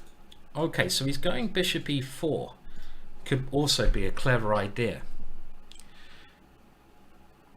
And I believe the thing with this is, you know, a lot of players, a lot of weaker players may now consider f5, but f5 is probably a big mistake, because if you play f5, I can take this one off and then go knight to e5. And if you take on g2, I can even play, well, I got this check, but I think f3 is going to embarrass this bishop. This bishop is very bad. And if you don't take on g2, but let's say play a check, this knight looks really strong. You can never get rid of this knight. I can always go f4, and you have no pieces you can get rid of this knight with. The only way you can do it is to sacrifice your rook. So positionally, this knight is now better than the bishop, because it kind of controls the bishop's squares. So that's a little move, bishop e4, to try and tempt your opponent into making a bad positional error here with f5. So black has just gone rook c8. Black's not taking any risks. Nice and solid chess. And now, you know, f5 might come if it involves lots of exchanges, but you're certainly cautious about playing such a move in the position. I mean, as white, I'd like to start pushing these guys up the board to try and give myself some ideas to attack on the king side. But if I play g4, now f5 makes a lot more sense, because I'm not left with this pawn. And in this kind of position now, it's a little bit different, because before black had a pawn on e6 which looked really bad, but he's at least got rid of that pawn on e6, and this might not be so bad for black, this one. So rook on ac8 played, and it looks even. b4 maybe. I'd probably play b4. I can't see why I wouldn't. You know, let's gain a little bit of space over here then. Let's do that. Let's play b4, trying to give ourselves at least some way if we really want to try and win. I suppose, again, like I mentioned in this broadcast a lot though, whenever you play a pawn move, you do have to be quite cautious, because it can also weaken your position. You have to now watch out for a5, but not here, because then, or maybe here, maybe a5. And if you push on, knight here, and I can take here, and lots of things probably get it swapped off, probably another draw. Now, if your name is Bobby Fischer and you're playing Spassky in 1972 in the World Championship of the century, the match of the century, as Joe-san has recommended here, you might be considering, now he did go g4, interesting. You might consider bishop takes h7, but this is one of the biggest blunders that that Bobby Fischer has ever made. He did a similar idea against Spassky game 3 or 4, and after g6 your bishop is trapped and you're going to lose that bishop eventually. You can try to hang on to it, but then f6 and you're going to kick that knight away, and the threat here is just to take this one off. So Esipenko did play g4, and I like this idea. This is the right positional way to play. This is something that Kramnik did very often. If you look at the games of world champion Kramnik, who became world champion in 2000 in London by beating Garry Kasparov, then he tried to just gain space slowly, and he's trying to keep his bishop here. And I was wondering about f5 now, which is not so stupid, but I guess you're still worried about the knight coming here. So he went h6 and now h4. And you can see that these pawns can try to just gain that little bit of space. So I like this way that Esipenko is playing. He's going for a little grind here, trying to grind down, get a little bit more space. It shouldn't be that bad for Sarana. You know, black doesn't really have any weaknesses, but this is a nice positional idea, trying to get some space on the king side. It's much easier to play when you have more space. Yeah, get those h4s in. Harry, Harry, Harry. And now, well, the time limit, black has 5 extra minutes. This is the third game of this 4-game match today. What is black going to play? Maybe black is struggling a little bit to find the right plan. Do you play b6 to get rid of this weakness? No, you don't, because you lose a piece. You can't play this because of just this one, of course. So it's a little bit tricky with this bishop here. I'm wondering if he should have played f5 there, which is a very committal move. I mean, you can try f5, but white's idea, I'm sure, I don't know if I take first even, I probably take first, but I'm not even sure if I do now. White's idea will probably be to take this knight off and then get this beautiful piece here. I think this would be white's idea. And white's basically saying, okay, I like my knight. This might give me some advantage in the position, have my knight on this square. It doesn't look so bad for black. Black can now go check. And after, maybe now the king comes this way, yeah? And if the king can come up and start attacking these pawns, it could be a little bit difficult for black this, yeah? Especially as I'm coming into c7 with the rook. These rooks looking very, very good. So I definitely prefer white here. White's coming up. The knights in the middle are better than bishops often, if you can keep your knight in the middle of the board. So this is something that black doesn't really want to play. Okay, so black has gone f6 instead, and this is a multi-purpose move. You're giving a little bit more protection to e5. So if I ever try taking here, I can't play my knight in here now because you're defending that square, and it's also controlling g5. So I have the opportunity of, you know, if you play g5 as white, I can take off a lot of pawns there. I don't know if you want to do that, but you can. And you can see this. I think this is a really instructive moment in the game. I'm sure a lot of players as black here would be very tempted to play f5 because they think it's an active move. I'm gaining space, I'm attacking my opponent. But pawn moves create weaknesses, and whenever you move a pawn, you have to be very aware of what squares you're weakening, and e5 is a square that you're weakening here. So it's a very instructive move. That the most active moves are not always the best moves. You know, they can just make your position worse. And one thing I you know, from my experience playing, you know, sort of around England and Britain in tournaments when I was younger, when I became a grandmaster, I looked at a lot of the grandmasters playing in these tournaments against weaker players, and I learned a lot from grandmasters like Keith Arkell, Mark Hebden of England. And when they played lower rated players, and when I mean lower rated players, I mean good players like 2200, what they'd often do to win, they would often play like this as white. They would get a position equal, but they'd kind of wait for their opponent to play something rash. And they didn't even win the game. They'd wait until their opponent lost the game. And this is something you can do. This is something you can often do. You can often just wait until your opponent loses the game when you're a good player. You know, you can tell, you can sort of know that they might be tempted to make a mistake, and you give them the option of making a mistake like f5. So that's something that, you know, you can think about. Okay, so now black swapping off some pawns on g5 in the position. The more pawns that get exchanged, the nearer to a draw it becomes. Is this bad because the bishop coming to g4? I don't think that's a real worry, because it takes quite a long time for the bishop to get there, and you can see the pawn wasn't going to stay on that square long.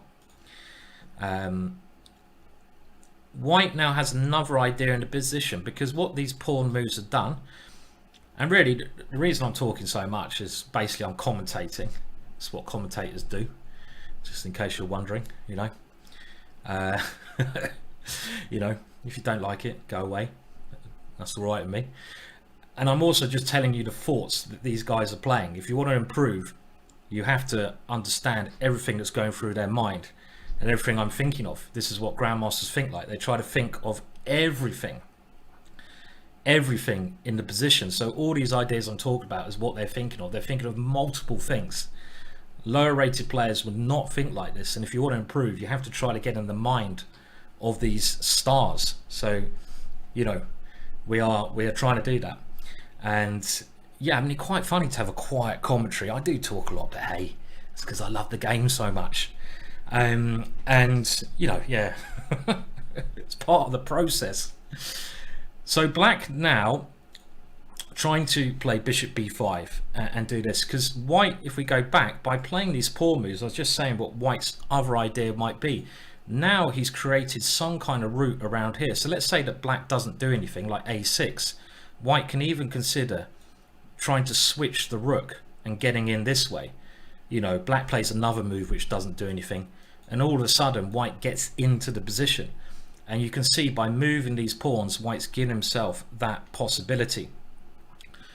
Back to the game, knight to a5 played, and I like this move. Black is trying to jump into action with bishop to b5. White taking this square, which I'm assuming black will take back quickly. Oh, they had a draw. Just as I was getting ready, another draw. And look at them, they're both smiling. They're like, oh, well, okay, not much going on here. I think this move, knight a5, whoever just said, is this a draw again?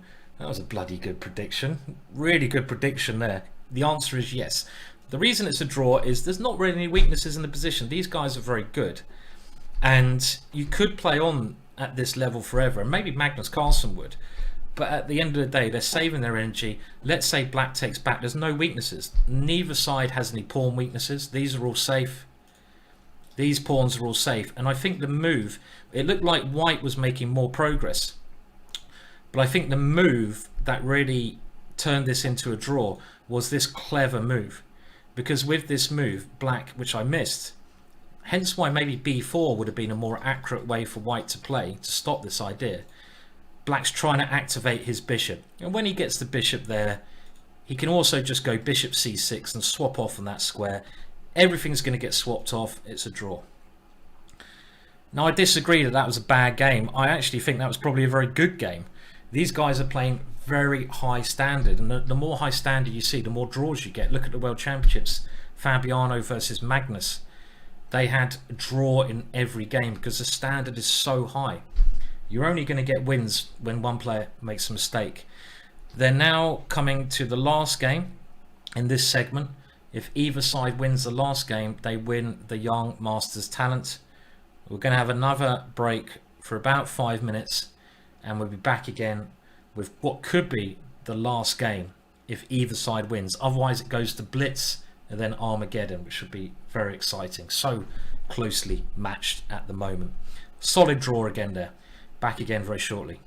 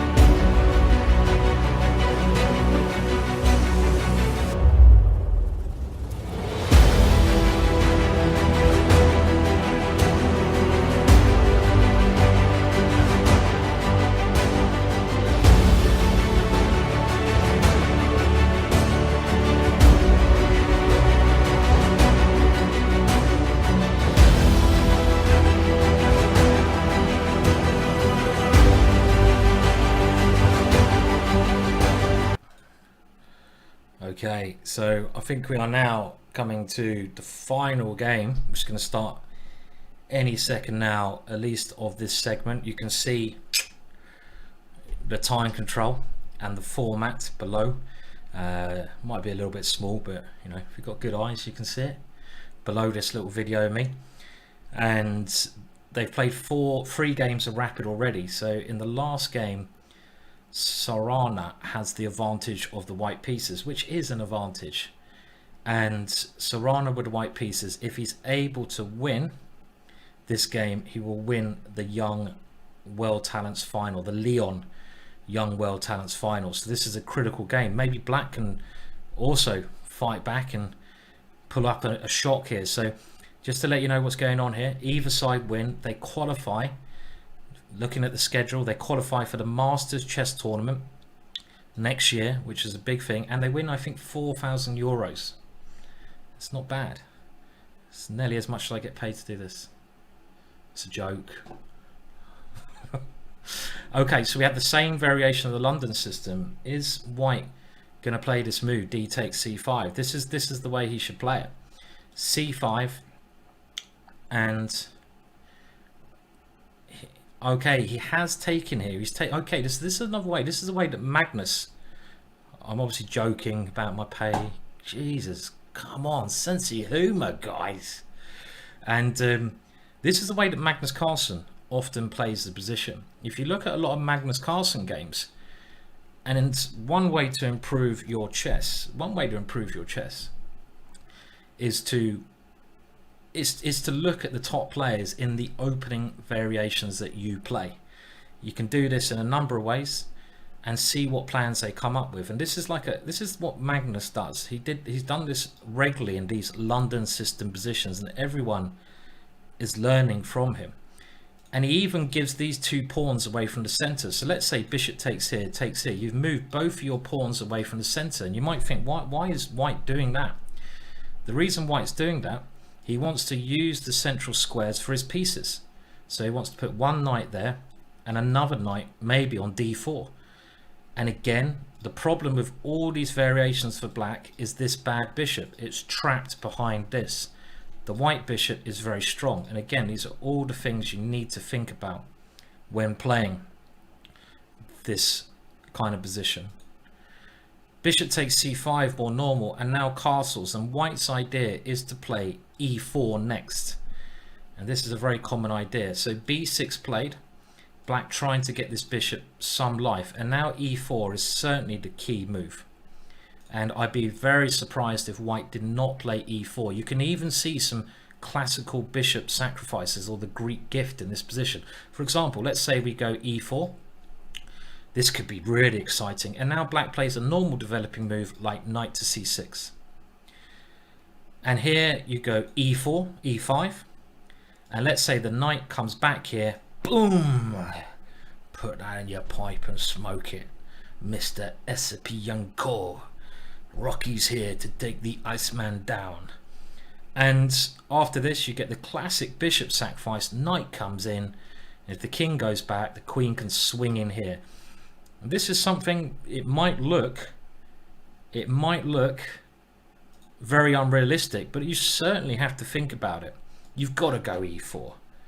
You've got to go e4. You've got to play e4 here. Come on, what? Come on. Because this frees up the bishop, it gives your pawn a little bit of flexibility. I'd imagine you've got to play this. I mean, is he thinking about playing c4, playing it that way? Okay, he's gone queen e2. So he's maybe preparing this one. Now h6. So Black doesn't want to allow the sacrifice on that square. And is his idea to play knight to this? Maybe knight here is the idea against e4. But I'd be very surprised if White doesn't play e4. He can play h3 to give his bishop a square, but this move is, I'd be playing this move like a flash here. Like a flash. And maybe he's worried about knight h5 when he has to lose this bishop. This bishop now, okay, doesn't have a good square. Maybe this is why White is not playing e4, because of this move. Before, we might have had some bishop h7 move, but this could be it. Okay, let's go back. What's he played? He's played c4. Okay, so this is a different approach. Lion! Did you say there's a lion behind me? Oh no, we don't get lions in the English countryside. Thank you, Pushy, for scaring me there. Luckily, there's not many scary things in the English countryside. I mean, we get one rare snake called an adder, which can give you a bit of a nasty bite, but it's not that bad. What else do we get? We used to have wolves. It was a long time ago. I think the scariest animal, I think the animal that causes the most deaths in England is a cow. Probably like, running over walkers who are in a field, something like that. I don't know. It's not that scary in the English countryside. It's not maybe like being in some parts of some parts of America or Australia. Even though most Americans I've met think I'm Australian. Isn't that right? Most Americans think that you're Australian. They think English people are Australian. That's the myth, yeah? Yeah. Oh no, there's a cow behind me. How scary. That'd be more realistic. Oh no, that cow. Oh no, it's going to eat me alive. Oh no, actually we eat cows, don't we? Yes. Anyway, on to the game. So White's gone for a different approach. He's trying to put some pressure against it. Now this is a bit more of a calmer approach, where he's playing it a bit more positionally.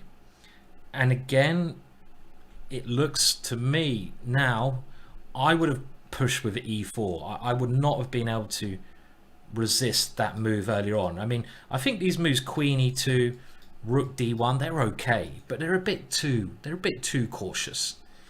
Play e4, get on with it. That's what I'd have done anyway. I mean, but I'm not as good as these players. There's no doubt about that. Okay, so knight e5. So this is a typical idea. White hasn't weakened his position at all, and now he's look, did I just see Sarana with a London cup? I think he had a mug which had the Big Ben in London on it. Good bit. Yeah, get that London cup out. Okay, so knight e5 played, and this is a good move. First of all, we stop this idea of swapping our bishop off, and also we're just trying to develop pressure against d5 in a slower way, because this knight's defending that pawn. We maybe want to put a little bit of pressure on the knight on f6 so we can take that pawn there. Thank you for reminding me about the score. I think it's actually, is it 1.5 out of 3? They have, yeah, well done. But I think black must be equal here. I predict it's going to go to a Blitz playoff. That's my prediction. I predict it will go to a Blitz playoff. That's what I'm thinking. Probably more likely, because look, black's managing to exchange off all the pieces. This looks like the only weakness you could say black has, the pawn on d5, but it's really well defended. It's defended not just by the knight but by the bishop, so I don't feel white has any advantage here. Anyone see why white should have advantage? I don't see it. Will they play this on a little bit? In the other games they haven't played it on so much. I think it's very likely to go to Armageddon. Okay, well that shows a little bit of intent to win, because white could have just said, okay, I'll exchange off, offer a draw, but he's trying to keep this bishop on, and that makes some sense. These bishops are quite handy, but black has 2 bishops as well, so it's not all over. They both have good bishops. The format of this is below. Just make sure you read the format. This is the 4th game. You can see their scores even on the board there, below the board. And it goes to Blitz after this, and that'd be really exciting. We want to see some Blitz, don't we? Let's see some Blitz. A bit more crazy action. So white, what's he going to do? Very sensible move, queen e7, connecting the rooks, getting the queen away from this rook on d1.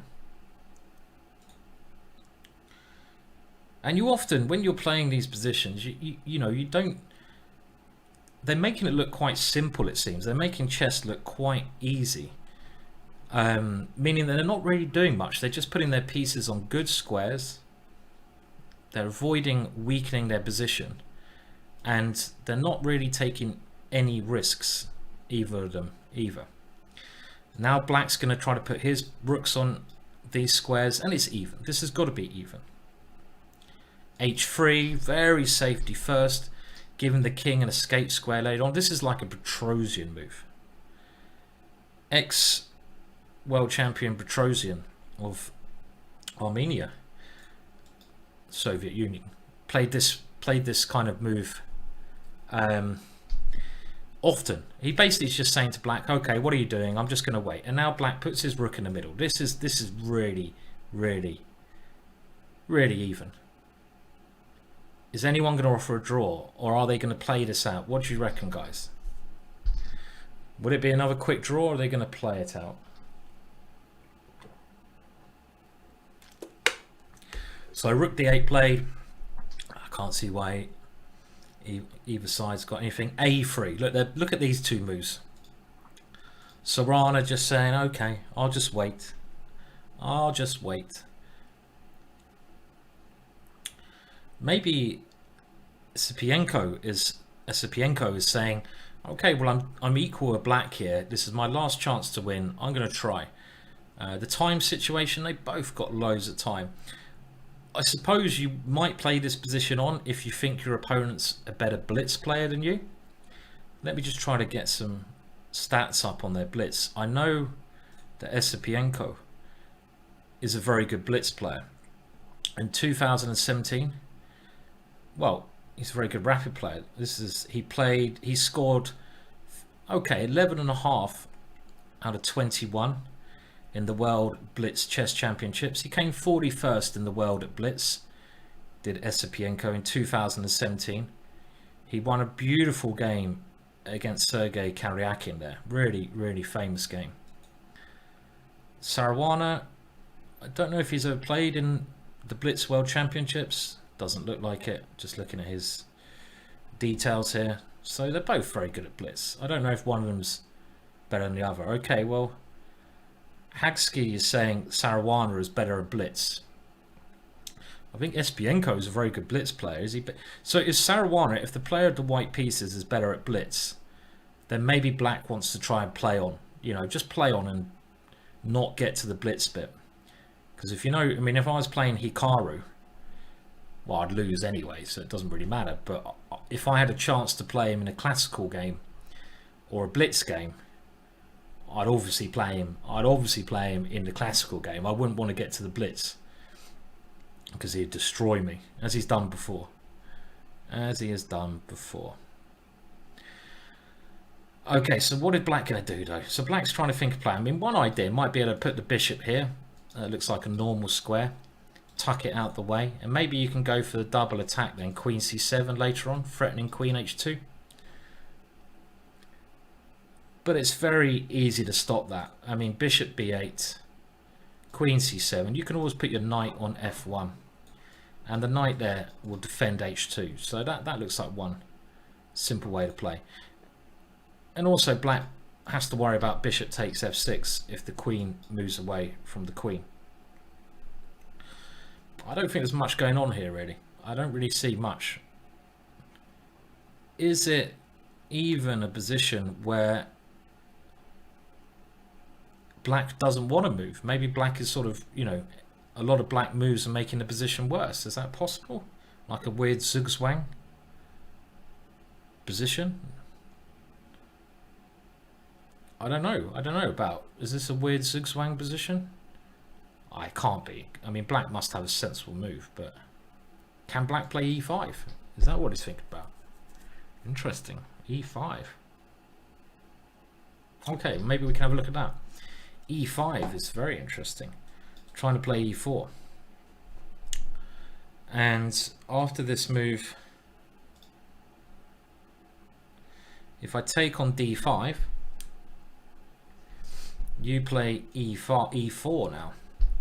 I'm just trying to work out if bishop takes f6 is now a way to play.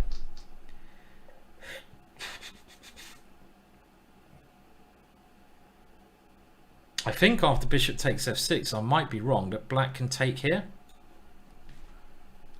Very complicated. It's like Pac-Man. Hump, hump, hump, hump, hump. And if bishop takes f7, pawn takes here. Yeah?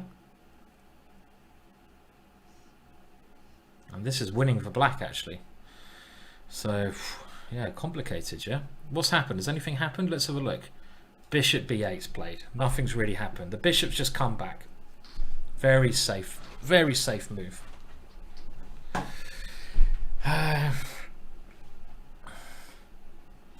Okay, well, someone's recommended g6 and h5. Do keep your suggestions coming, but I don't really like that idea, because you don't generally want to play too many pawn moves in front of your king, because it weakens your king.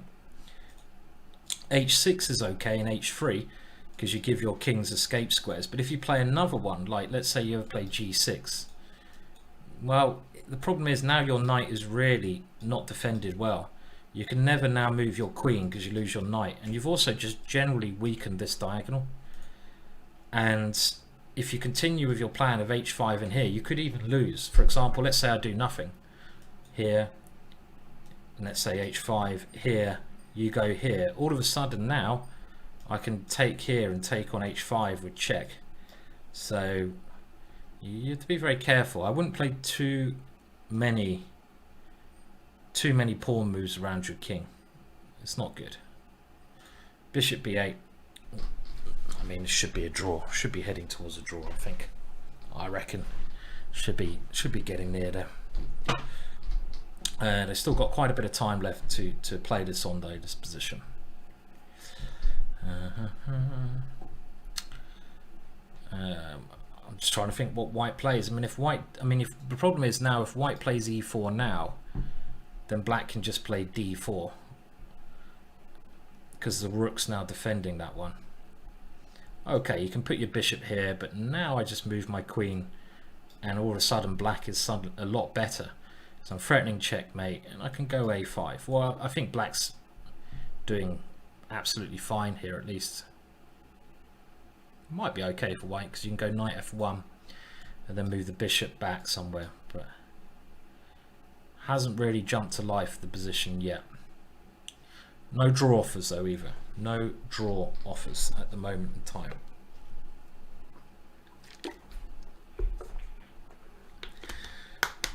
But what does white play? I mean, they're both in a position where they don't want to weaken their position. Okay, so he's gone bishop b4 immediately. And now the queen. Okay, he's gone bishop here. Bishop c3 draw. Bishop c3, let's play some blitz. So we're being told that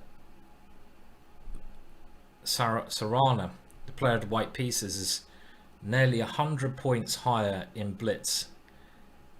And now in this position, Sarana with the white pieces, if he goes bishop c3, it's going to end in a draw, yeah? Because black will go here, they will do this, and then we have the blitz. So will that happen? Bishop c3 played. Look at that cup, he's got London on it. Bishop b8 played, bishop b4. If this is not a draw, I'll be amazed. Bishop d6 is riveting stuff. And it's a draw. Well, in some ways that's really good, because now we get the blitz, and now it heats up.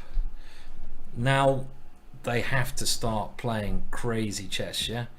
It's gonna go to much more exciting chess.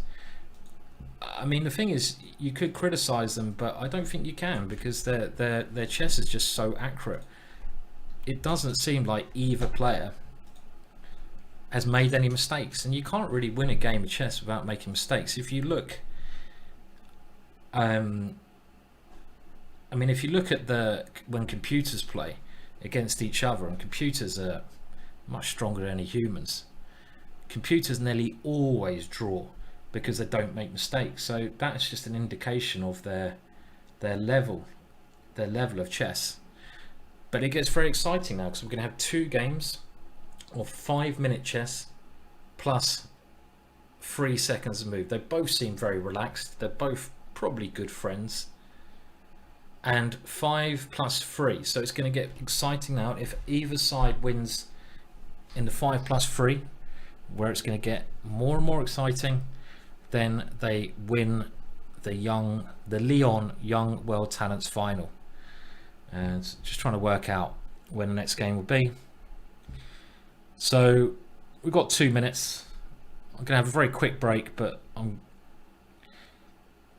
going to have to be back in 2 minutes. So just bear with me. Don't go anywhere. We're going to be with it's going to all be over very soon. Another half an hour, the match will be over. Who's your money on? I'll be back in 1 minute's time.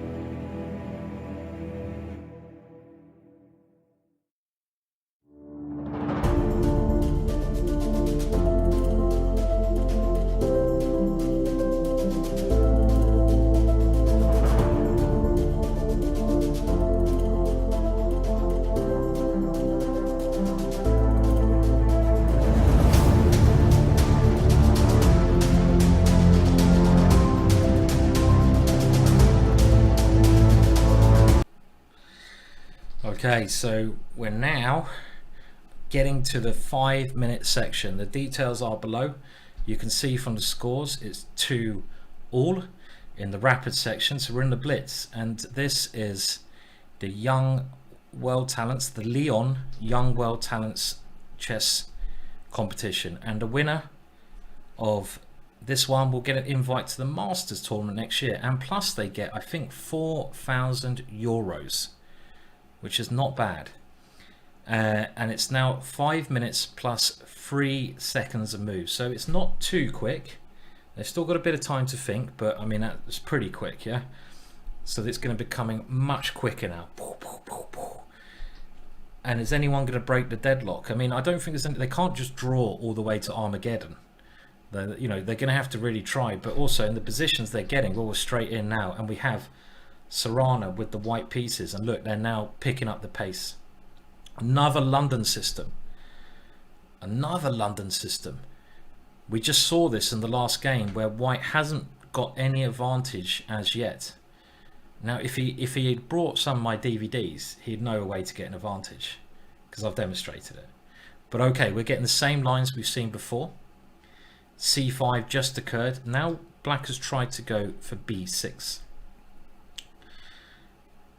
And there's a couple of ways you can play this. You can now play this, but he's first of all stopping bishop a6 for the time being by getting double power over there. And the queen is quite good on e2. So this move makes a lot of sense. This supports the move e4 to come through the middle. And it just gets in the way of bishop a6. So I'm very interested to see how Sarana is going to play this position as white.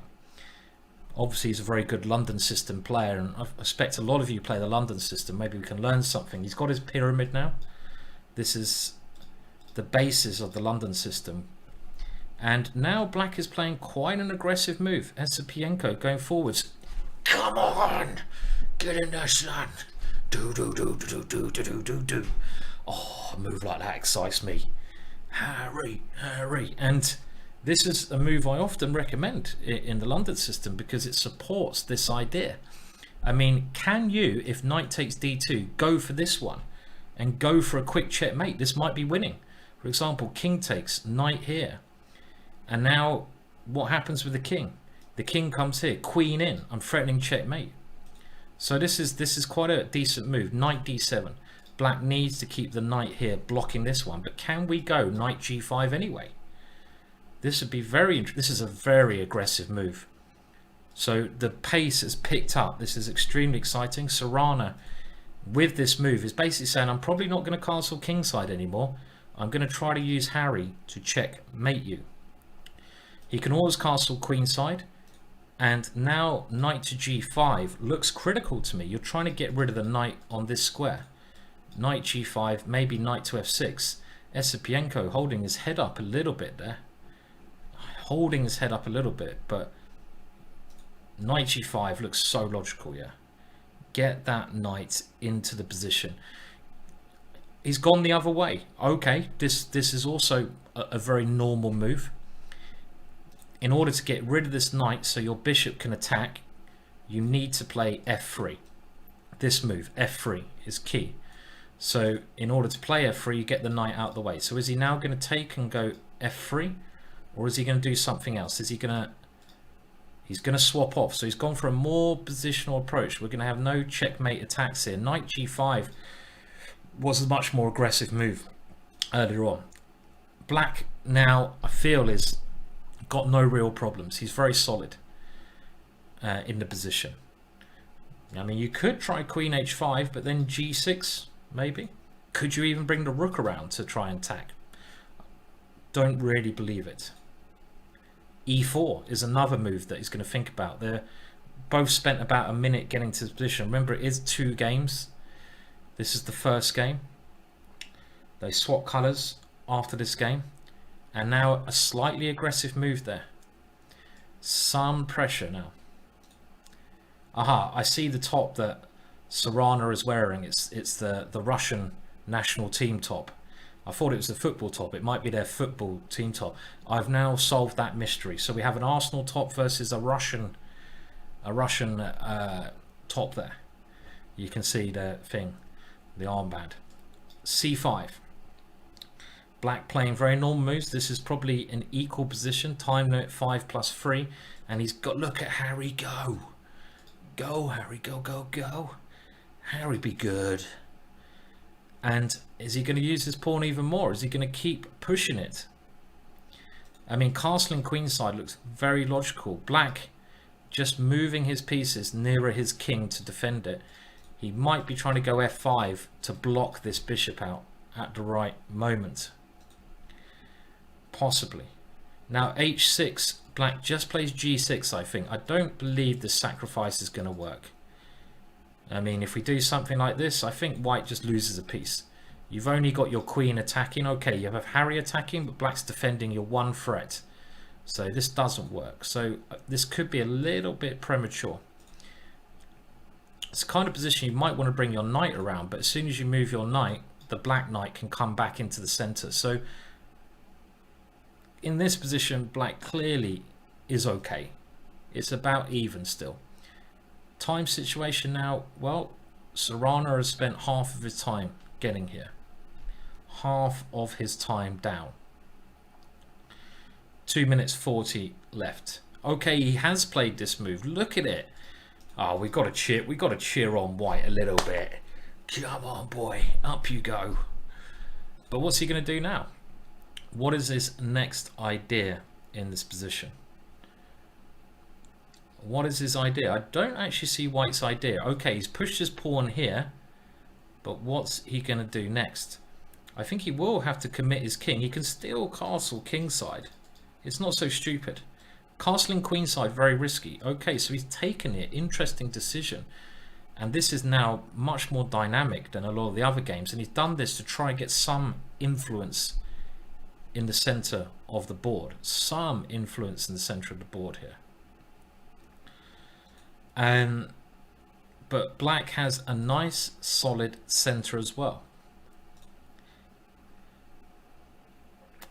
Now if black can try to get his central pawns moving, I can see black taking the advantage in this game. But it's quite hard to move these pawns, because if you try going d4, I think I can just take it. If you try going e5, I take on d5, and if you have this kind of pawn structure, you can see c5 is now quite weak because it can't be defended by another pawn. So this should be fine for white. So what is Esipenko going to play here in this position? I mean, the move f5 is an idea. I mean, I see this recommended. I don't think black should want to put the knight here in a rush because we'll just take it. But f5 gains space, and maybe you can go f4. This is certainly not a stupid move. I'd probably put my queen on g3. Some ideas are coming here. And if you go knight e4 as suggested in the chat, I think I'll happily swap this one off. I'm not even sure what with. Maybe this one? I'm going to try to say that your bishop is bad here. This is interesting, but I get my queen into this square and I try to attack your weak pawn here. And you can see now there's some threats to g7. I kind of prefer white here. This bishop is useless. So you've got to be very careful with what pieces you try to exchange off here. We saw yesterday, I was doing the commentary and I was only commentating on Esipenko's games, and he was so calm. He got down to 2 seconds and he just went a couple of times. Okay, interesting move. Going for a maneuver into potentially e5. Very nice idea. Backward knight moves are sometimes the hardest moves to play. And some pressure against Harry as well. But the main idea is just to bring it into a central square. I mean, I honestly think black is not worse here. I might even prefer black because I have a lot of faith in the central pawns. White stopping that one from going, and he's just moved his king away because bishop takes g6 was an idea. You couldn't play that in that position because knight to e5. Let's just have a look at that. This may look very strong, bishop takes g6, because you can't take because the checkmate. But if you play bishop takes g6, black has the move in the middle, knight to e5, which attacks the queen, attacks the bishop. When the queen moves, we take the bishop. But after knight to f3, it becomes a threat because we're controlling e5. So king h8 played, and now white simply takes on d5. Are these pawns strong or weak? Well, b3. You often call the term for pawns like this when they're on open lines is hanging pawns. There's been many things written about these in the middle game. Now they can be strong if they start pushing forwards, but they can also become targets. For example, if white gets some rooks on these lines, a rook on c1, a rook on d1, attacking those lines. I don't think so, Plo Crux, because a king e8 in that variation you're just recommending. And this is a great aggressive move, opening up the bishop, trying to attack the king. I prefer black. I'm going to stick with, I think black is fine. White hasn't castled. He may have to castle kingside, but then h6 is coming. Esipenko, I think, taking control. They're both under a minute. Keep an eye on the time. Keep an eye on the time. Plo Crux, nice to have you here. It wasn't, to be honest, it wasn't an easy tactic there, so don't worry yourself. Okay, so white has castled, but he's losing a pawn now. And can you see anything from the body language? It looks like Sarana is slightly more worried. Esipenko concentrating, but he's down to 40 seconds. 40 seconds. He's taken on f2 check, so black is a pawn up. Can white claim any compensation? Well, he's got a little bit of play along here. He does have the Harry pawn, and he does have some pieces sort of pointing that way. It's a good question, Weasel.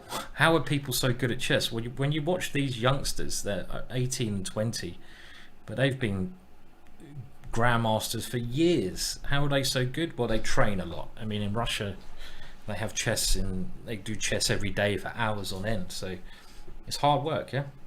It's not easy. It's not easy to become a good chess player. It takes a lot of work. So black is now a pawn up, and he had to take with a king to defend this one, and now he's gone 2 pawns up. 2 pawns up. I think black is doing really well. 19 seconds. White is really struggling. You can see it. I think Sarana is looking very nervous here. Has he got any chance to start some attack here? Maybe some chance. He might even have a rook coming to e6. Maybe white. And now look at black's clock. He's grabbed another pawn. 3 pawns now. How many pawns does he want? And he is trying to start an attack here. Knight g4. Wow. Checkmate is threatened. This is getting very tactical. One of the most exciting positions. h5, blocking it up. Now rook d7. Does that threaten queen h5? Not quite, because there's a knight here. You've got 9 seconds left. 6. Black should be winning here. He's 3 pawns up. But you can still lose this position. Okay, nice sensible move. Black must be winning, but look at the time. Just keep an eye on the clock. King g7, getting the king off this pin. White trying some desperate tactics now. The queen has ideas of slipping into e3. 5, 4, 3. One thing to do when you're material up is just swap off the pieces. Swap off the pieces. Rook e3, swapping off more pieces. Because your pawns will probably win the game. White's trying to keep the pieces on the board. Black, no, I want to swap them off. The knight is very good as well. Black is clearly winning. Clearly winning. And now black just trying to swap off. The threat is queen here, checkmate in some positions as well. And now the rook comes in. Rook to d1 a threat. So white immediately stops that, but it doesn't stop. Okay, so rook e1, only move maybe. a4. Ooh, it's getting a bit desperate. It's getting a bit desperate. The only way black can mess this up is if he blunders. If he blunders. Can black move the rook here? This is what I'm thinking. I don't know why he's not moving the rook there. Try to get some counterplay. Must be a reason. Let's look at the time though. So close. They're getting 3 seconds of move. They're so calm, aren't they? They're so calm. And now black is threatening the back rank. Oh, this is horrible for white. Black's swapping off the last pieces. It must be quite easily winning now. Just taking queen e3. Looks like a good way. He's found it. And now maybe g5 even. Okay, he's grabbing another pawn. Check here. Take that one with a queen. He's found it. He's now, how many pawns up is he? He's 3 pawns up. White's only chance is to get into the position with some kind of perpetual, but black can probably just cover that. Yeah, he's moved the queen back, and now he probably just goes here and pushes this pawn. Get the queen behind the pawn. Get the queen behind the pawn, and he's done it. Of course, this should be winning for black, but with the queens on the board, there's always a slight chance of a perpetual check. Slight chance of perpetual check. Not much of a chance, but very small. Now he's using his king to make progress. The queen centralizes. It's horrible, obviously. But there is a chance. This is only the first game, but that does mean that when, and I'm going to say when, Esipenko wins this game with black, he only needs to draw with the white pieces. He only needs to draw with white in the next Blitz game, and then he's won. He has won the Young Talents final. There's no stopping this guy now. This guy is just rolling down the board. Is there any way to stop that pawn if it comes? Okay. You got to be careful of this one now, and white suddenly has some. Okay, so very clever. He's trying to get it with check. Well, how many? Okay, he's found it. He had to stop this check. But now there's another check here. It's kind of like white's got a little smile on his face there. He's got a little smile. But I don't think it's going to last so long. This is the only move. Queen e7. Should still be winning for black, yeah. But he's got some perpetual checks all of a sudden. It's not 100% easy to win. Okay, if he doesn't have a perpetual check now, it's game over. Queen g7. Okay, this must be winning.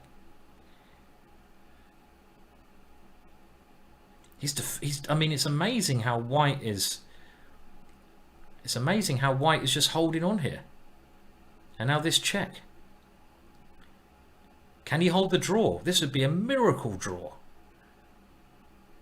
Right. Now this is actually not easy to win. I had this ending before with these two pawns. Of course it's winning, so he had to do something else there.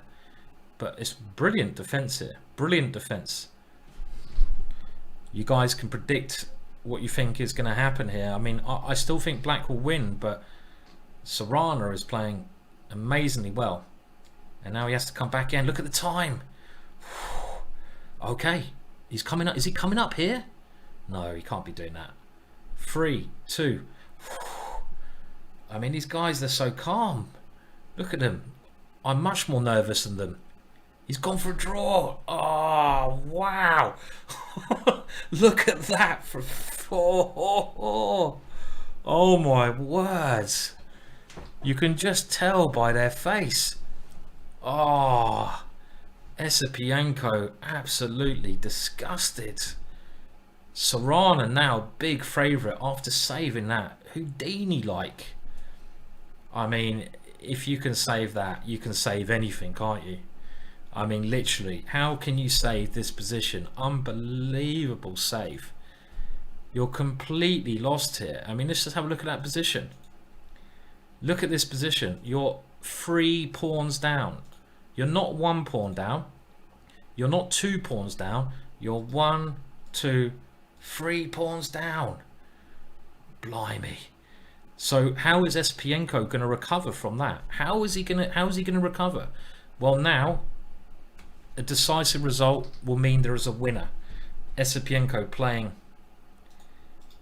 the English, and he's still upset. It's really hard to bounce back. You know, when you've made a mistake like that, to bounce back and play a good game is not easy. Esipenko has the advantage of the white pieces though, and it could go to Armageddon. Every game has been a draw so far, and if there's a decisive result here, we have a winner. If it's another draw, Armageddon will be coming. This is a standard position in the Nimzo Indian. Again, white trying to rely on his more pawns in the center to give him some advantage. Often white tries to do this kind of thing later on, move the pawn here, and he's done it straight away. He wants to get a pawn to e5. If white gets a pawn to e5, he can start a very dangerous attack. But you don't want to do this too soon because black will open up the center. So another very normal move, bringing the knight around. What do you guys think? Who's going to win? Is this going to be another draw, or are we going to see a decisive result? That was an unbelievable save by Sarana. Absolutely unbelievable. It was the biggest save so far, but it happens in Blitz chess. So both sides playing very normal moves. The rook is swinging around to help prepare e4. It's trying to get the e-pawn moving up the board. Now this is walking into knight to f5. I mean, if I was white here, I'd try to do this and maybe swing my queen over to h4. You know, something like queen here, knight here, get the queen in, checkmate. He's played it more positional. He's just trying to prepare the bishop on the long diagonal now. You know, maybe the position will open up and then that bishop will come good. One thing that black has to be a little bit careful of, if black ever plays c4, white's e4 move becomes a lot stronger, because if white plays e4 now, black can start taking all these things and has pressure against d4. So black doesn't want to play c4, because if you do this move at some point, then e4 is much stronger. So I do prefer Esipenko's position after that devastating game.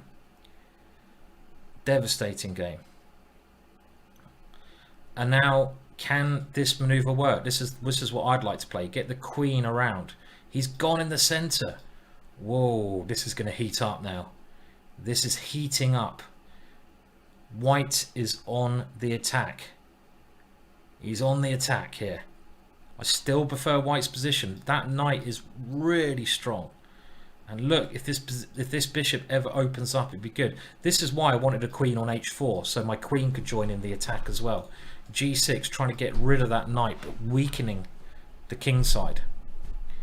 This is a key position. You could even think about playing e5 here. He's played e5. God, I can't believe I'm predicting at least a couple of the moves. You can see he's angry. Look at Esipenko is like, oh, how did you draw that? I'm coming for you.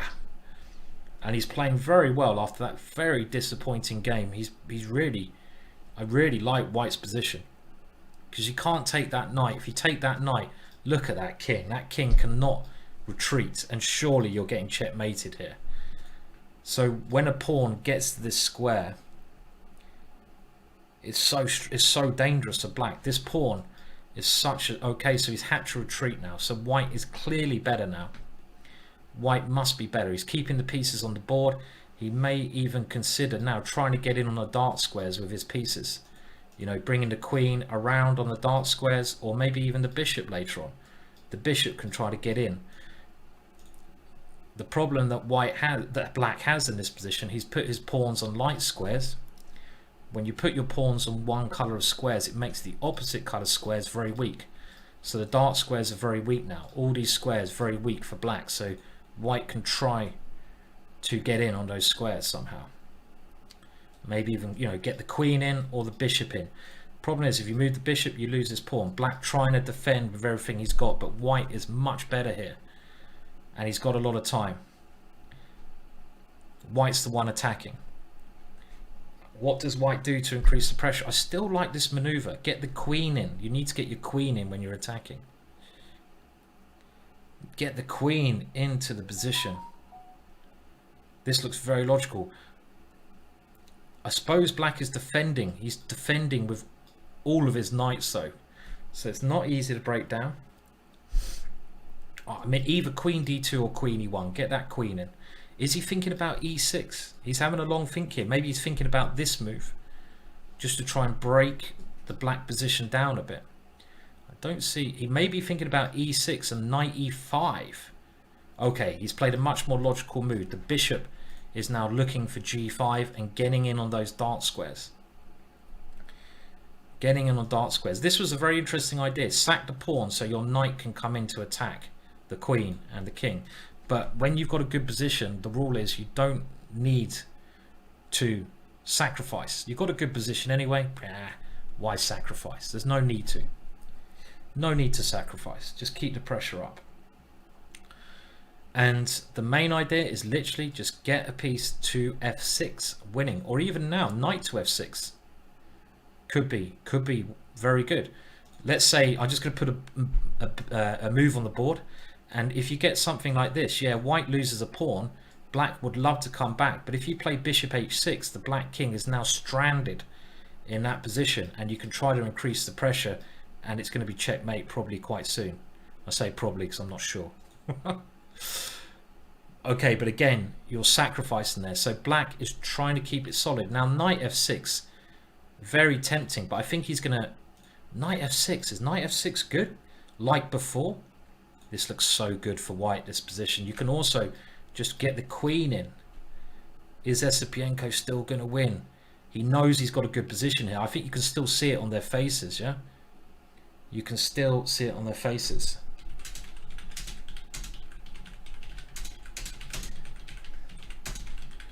I'm just going to find out, guys, if there is an interview afterwards on the Spanish channel, because you might want to see an interview.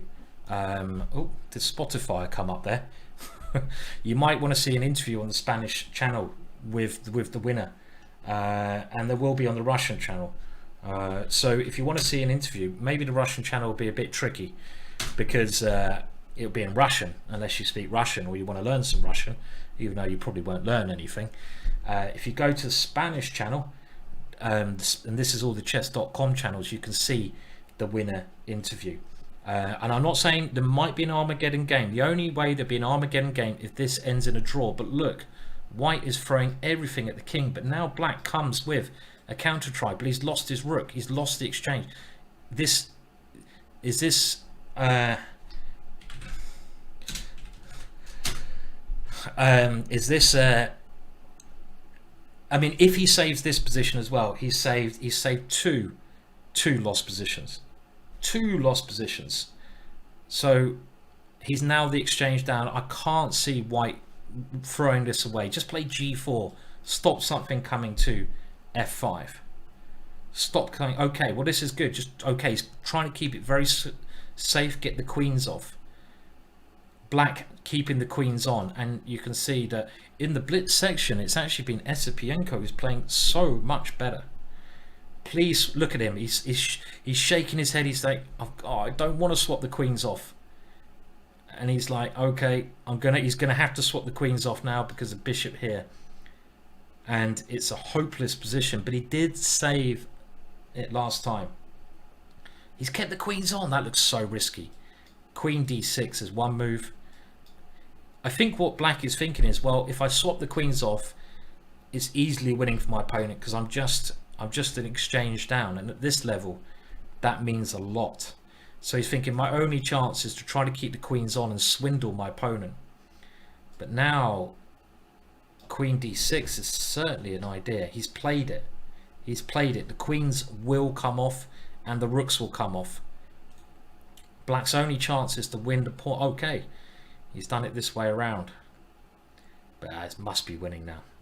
Well, it's been winning for a while, yeah? Esipenko is going to be the young world talent champion. I'm pretty sure about that. Young world talent champion, which is pretty amazing. The Leon in this brilliant competition run by the sponsors. Have a look at sponsors. They're there below at the bottom. This tournament in Spain. He's got a little bit less time. Anyone think White's going to mess this up? Anyone think he's going to mess it up? It'll be heartbreaking if he messes this up. Anyone? Well, you still get 3 seconds a move, so you shouldn't lose on time. Plocrux, no way. Anyone in the chat thinks White might mess it up a little bit like he did last time? Too many spiders. I mean, it's a very tense Blitz game. Remember, I think they're also playing for 4,000 euros. The winner gets 4,000 euros as well. So it's a lot of money. It's a lot of money. A lot of money. And so, you know, you get nervous. You start thinking about the money. Maybe I'll get a PlayStation, a couple of games, you know, have a holiday, you know, go to the Black Sea, chill out. So you start thinking about it. You start getting a little bit nervous. But White has the extra rook. This is the problem. And he also has an extra pawn on this side of the board. It's 3 pawns versus 2. And when you have a majority of pawns, you want to try to get a passed pawn. Or in this position, he's just taken away the squares for the black pieces. It's completely winning. I think White's going to win this.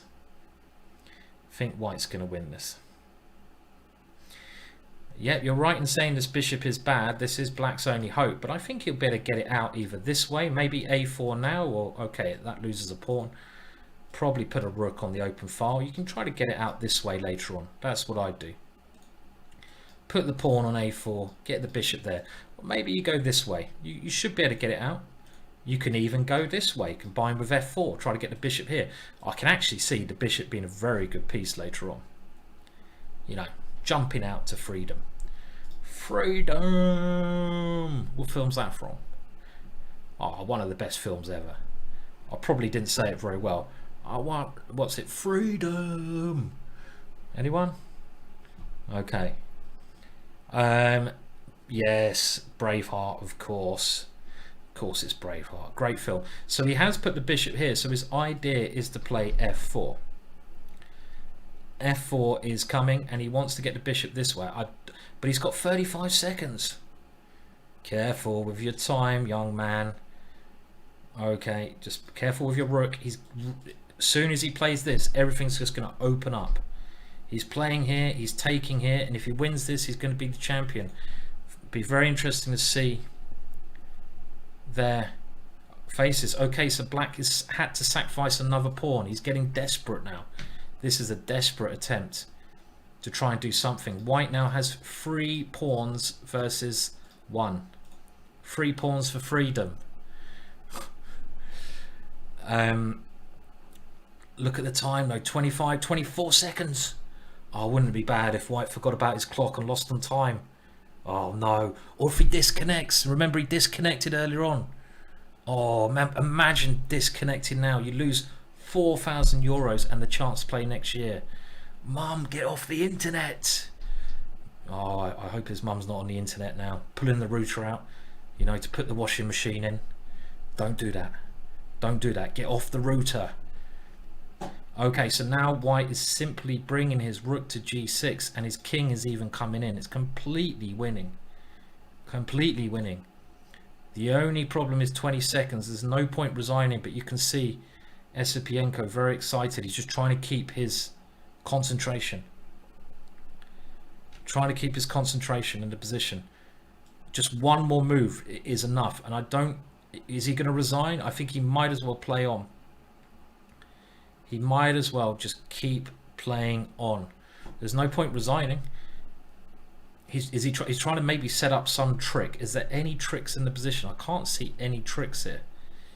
Okay, so rook g6 played. He's going for this. This looks horrendously bad. It's completely lost.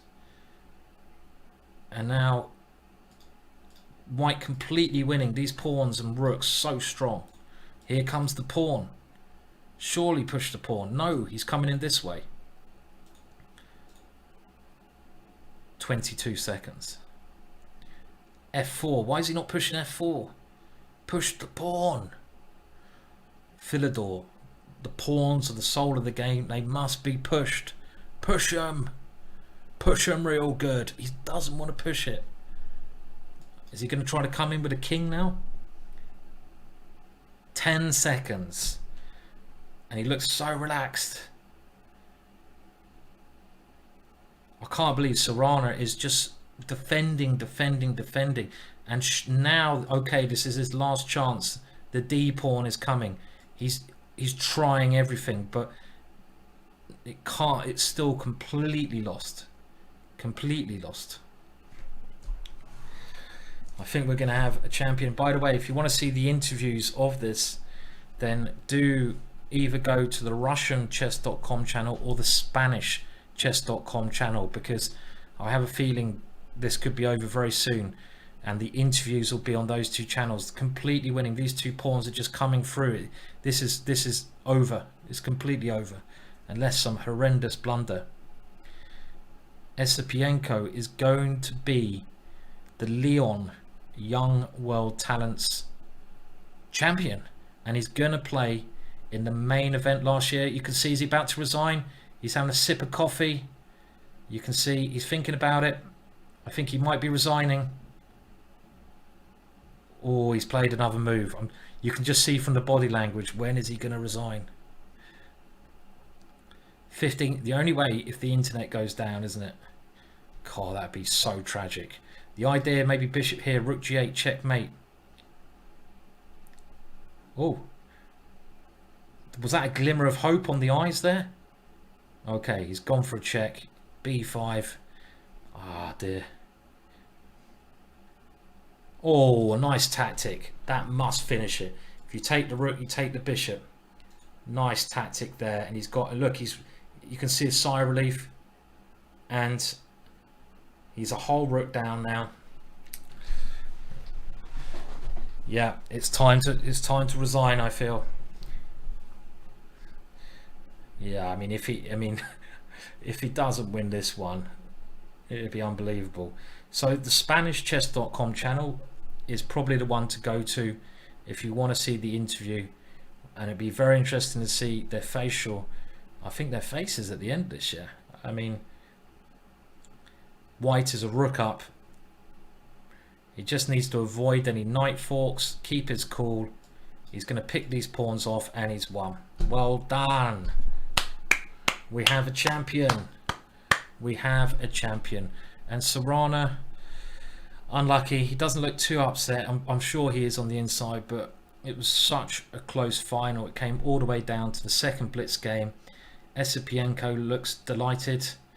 Well, he looks half delighted. Yeah, he looks relieved more than anything. He looks relieved, as every Arsenal supporter is. And Well done, congratulations. And what that means is that next year, the Masters Leon Chess Festival, one of the really biggest chess festivals around, he's going to be playing in the top section. So Esipenko will be playing in the top section of that event. So well done. And I think he also wins €4,000. So you got to feel for Sarana, who got all the way there and misses out on a payday. Chess is a very cruel game, sometimes really cruel game. So it's just the way it is. So I mean, okay, so they're going over to the Spanish channel now to do their interview, if that's the case. And you can go and watch the stuff on the Spanish channel, the interviews there, as it is a Spanish competition in Leon, and Leon has this really great tournament every year. Think about going there. Certainly a tournament I love to play. Might be a bit hot for gingers at this time of year, but you know. And we come to the end of the commentary. So Esipenko goes through, wins the young talents. Who knows how strong both of these players are going to be in the future.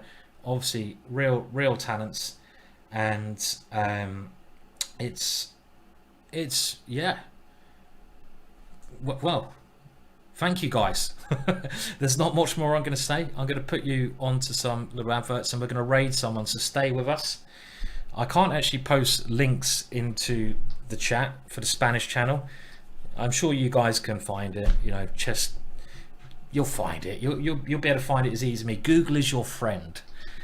I see this so many times, people asking, how'd you do this, how'd you do that? Just Google it, my friend.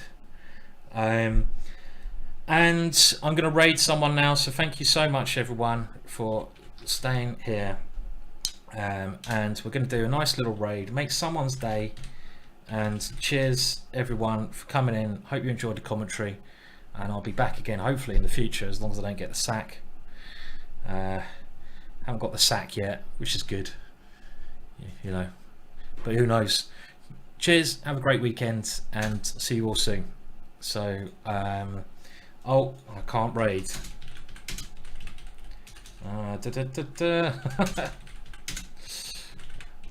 Okay, so well, I'm still here. I was trying to raid, but I can't raid. So we'll see if I get permission to do that in a second, and we're going to join with another great. I was going to raid someone, you know, make someone's day, but unfortunately, I will have to just give you a very good goodbye instead, and I'll maybe leave you on the slideshow. Maybe someone else can sort it out. Goodbye. Have a great weekend. I'm going to go and have a walk in the forest now. Going to go and see a bit of the English wildlife. Have a look at some squirrels. You know, look at some nice oak trees. There's some nice oak trees behind me. Get a bit of fresh air. You know, stretch those legs a little bit. So see you all later. Time for my walk. Goodbye.